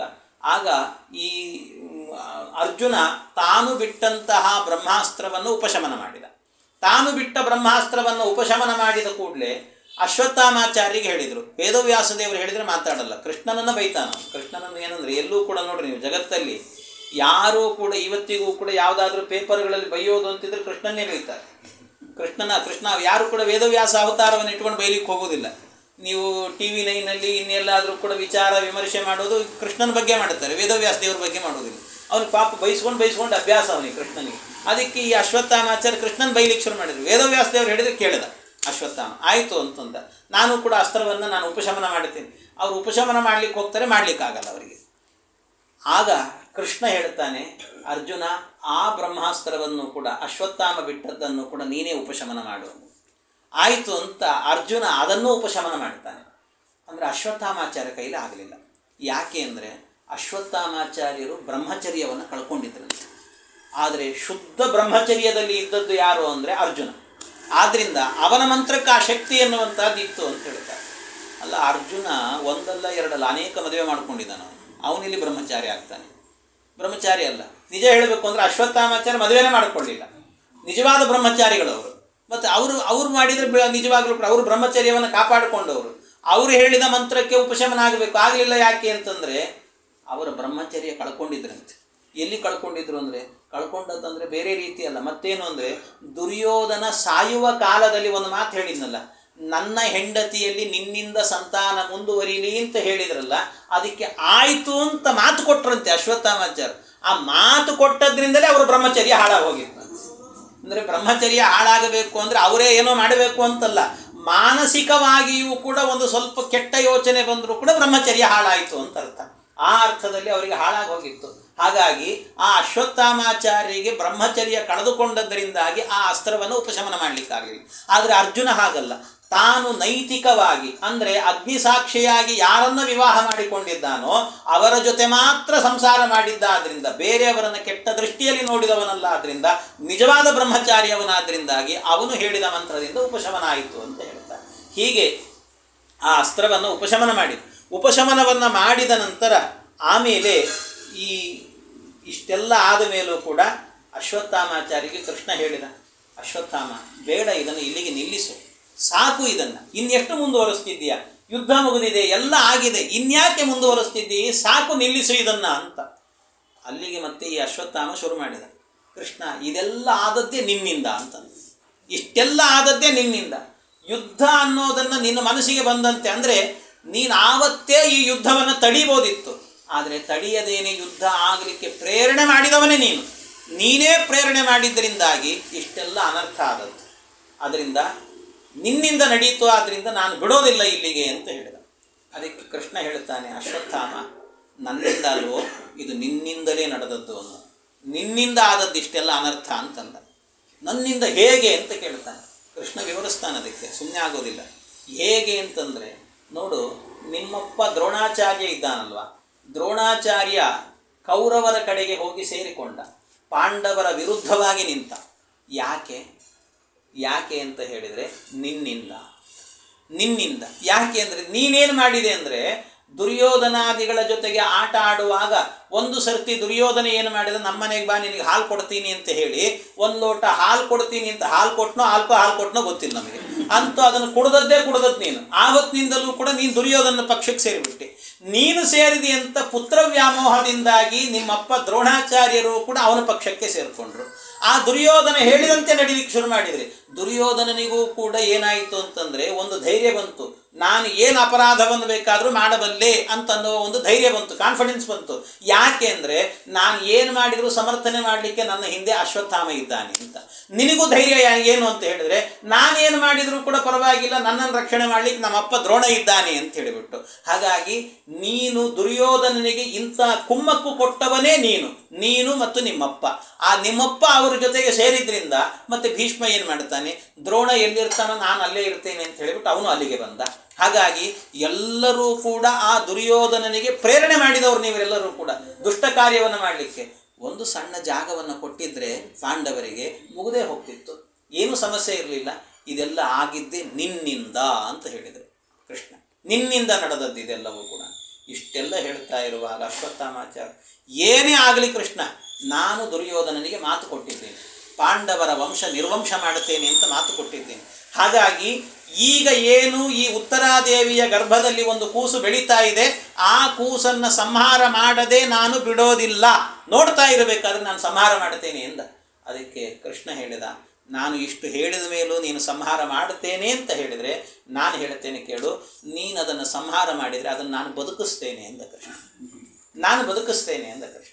ಅದಕ್ಕೆ ಬದುಕಿಸ್ತೇನೆ ಅಂತ ಹೇಳಿ ಕೃಷ್ಣ ಪರಮಾತ್ಮ ಆವತ್ತಿನಿಂದಲೂ ಕೂಡ ಉತ್ತರಾದೇವಿಯ ಗರ್ಭ ಏನಿದೆ ಆ ಗರ್ಭದ ಸುತ್ತಲೂ ಕೂಡ ಒಳಗೇನೆ ಪರಮಾತ್ಮ ಗದಾಧಾರಿಯಾಗಿದ್ದುಕೊಂಡು ಒಳಗೆ ಸಣ್ಣ ರೂಪದಿಂದಲೂ ಸುತ್ತಲೂ ಓಡಾಡುತ್ತಿದ್ದಂತೆ, ಗರ್ಭದ ಒಳಗೆ ಪ್ರವೇಶ ಮಾಡಿಕೊಂಡು. ಸರಕ್ಷಿತ ರಕ್ಷತಿ ಯೋಹಿ ಗರ್ಭೆ, ಗರ್ಭದಲ್ಲೇ ರಕ್ಷಣೆಯನ್ನು ಮಾಡ್ತಾನಂತೆ ಪರಮಾತ್ಮ. ಹಾಗೆ ಗರ್ಭದಲ್ಲೇ ರಕ್ಷಣೆಯನ್ನು ಮಾಡ್ತಾ ಮಾಡ್ತಾ ಪರಮಾತ್ಮ ಒಳಗೇ ಸುತ್ತಿಕೊಂಡಿದ್ದ. ಆಗಲೇನೆ ಕೂಸಿಗೆ ಸಾಮಾನ್ಯವಾಗಿ ಮಕ್ಕಳಿಗೆ ಮಗು ಹುಟ್ಟಿದ ಮೇಲೆ ಒಂದು ನಾಮಕರಣವನ್ನು ಮಾಡುತ್ತಾರೆ, ಆದರೆ ಇದು ಹುಟ್ಟೋಕ್ಕಿಂತ ಮೊದಲೇ ನಾಮಕರಣ ಆಗಿತ್ತಂತೆ.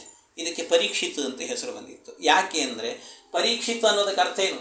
ಪರಿತಃ ಈಕ್ಷಿತವಾನಿತಿ ಪರೀಕ್ಷಿತ್. ಪರಿತಃ ಅಂದರೆ ಸುತ್ತಲೂ ಅಂತ ಅರ್ಥ. ಸುತ್ತಲೂ ಅಂದರೆ ಗರ್ಭದ ಸುತ್ತಲೂ ಕೂಡ ದೇವರ ದರ್ಶನವನ್ನು, ಈಕ್ಷಣ ಅಂತ ಹೇಳಿದರೆ ದರ್ಶನವನ್ನು ಮಾಡ್ತಾ ಮಾಡ್ತಾ ಗರ್ಭದಲ್ಲಿ ಬೆಳೆದವನಾದ್ರಿಂದ ಇವನಿಗೆ ಪರೀಕ್ಷಿತ್ ಅಂತ ಹೆಸರು ಅಂತ ಗರ್ಭದಲ್ಲೇ ಅವನಿಗೆ ನಾಮಕರಣ ಆಯಿತು.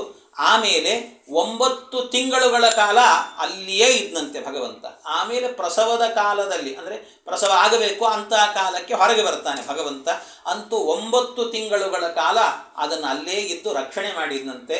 9 ತಿಂಗಳು ನಾವು ಅಷ್ಟೊಂದು ಬೇಡ, ಒಂದು ದಿವಸ ಅದಕ್ಕೆ ಸಮಯ ಕೊಡೋಣಂತೆ ಮಗುವಿಗೆ. ನಾಳೆ ದಿವಸ ಆ ಮಗುವನ್ನು ಗರ್ಭದಿಂದಾಗಿ ಬರುವಂತೆ ನೋಡಿಕೊಂಡು ಏನಾಯಿತು ಅನ್ನೋದನ್ನು ನೋಡೋಣ ಅಂತ ಹೇಳ್ತಾ ಕೃಷ್ಣಾರ್ಪಣಮಸ್ತು.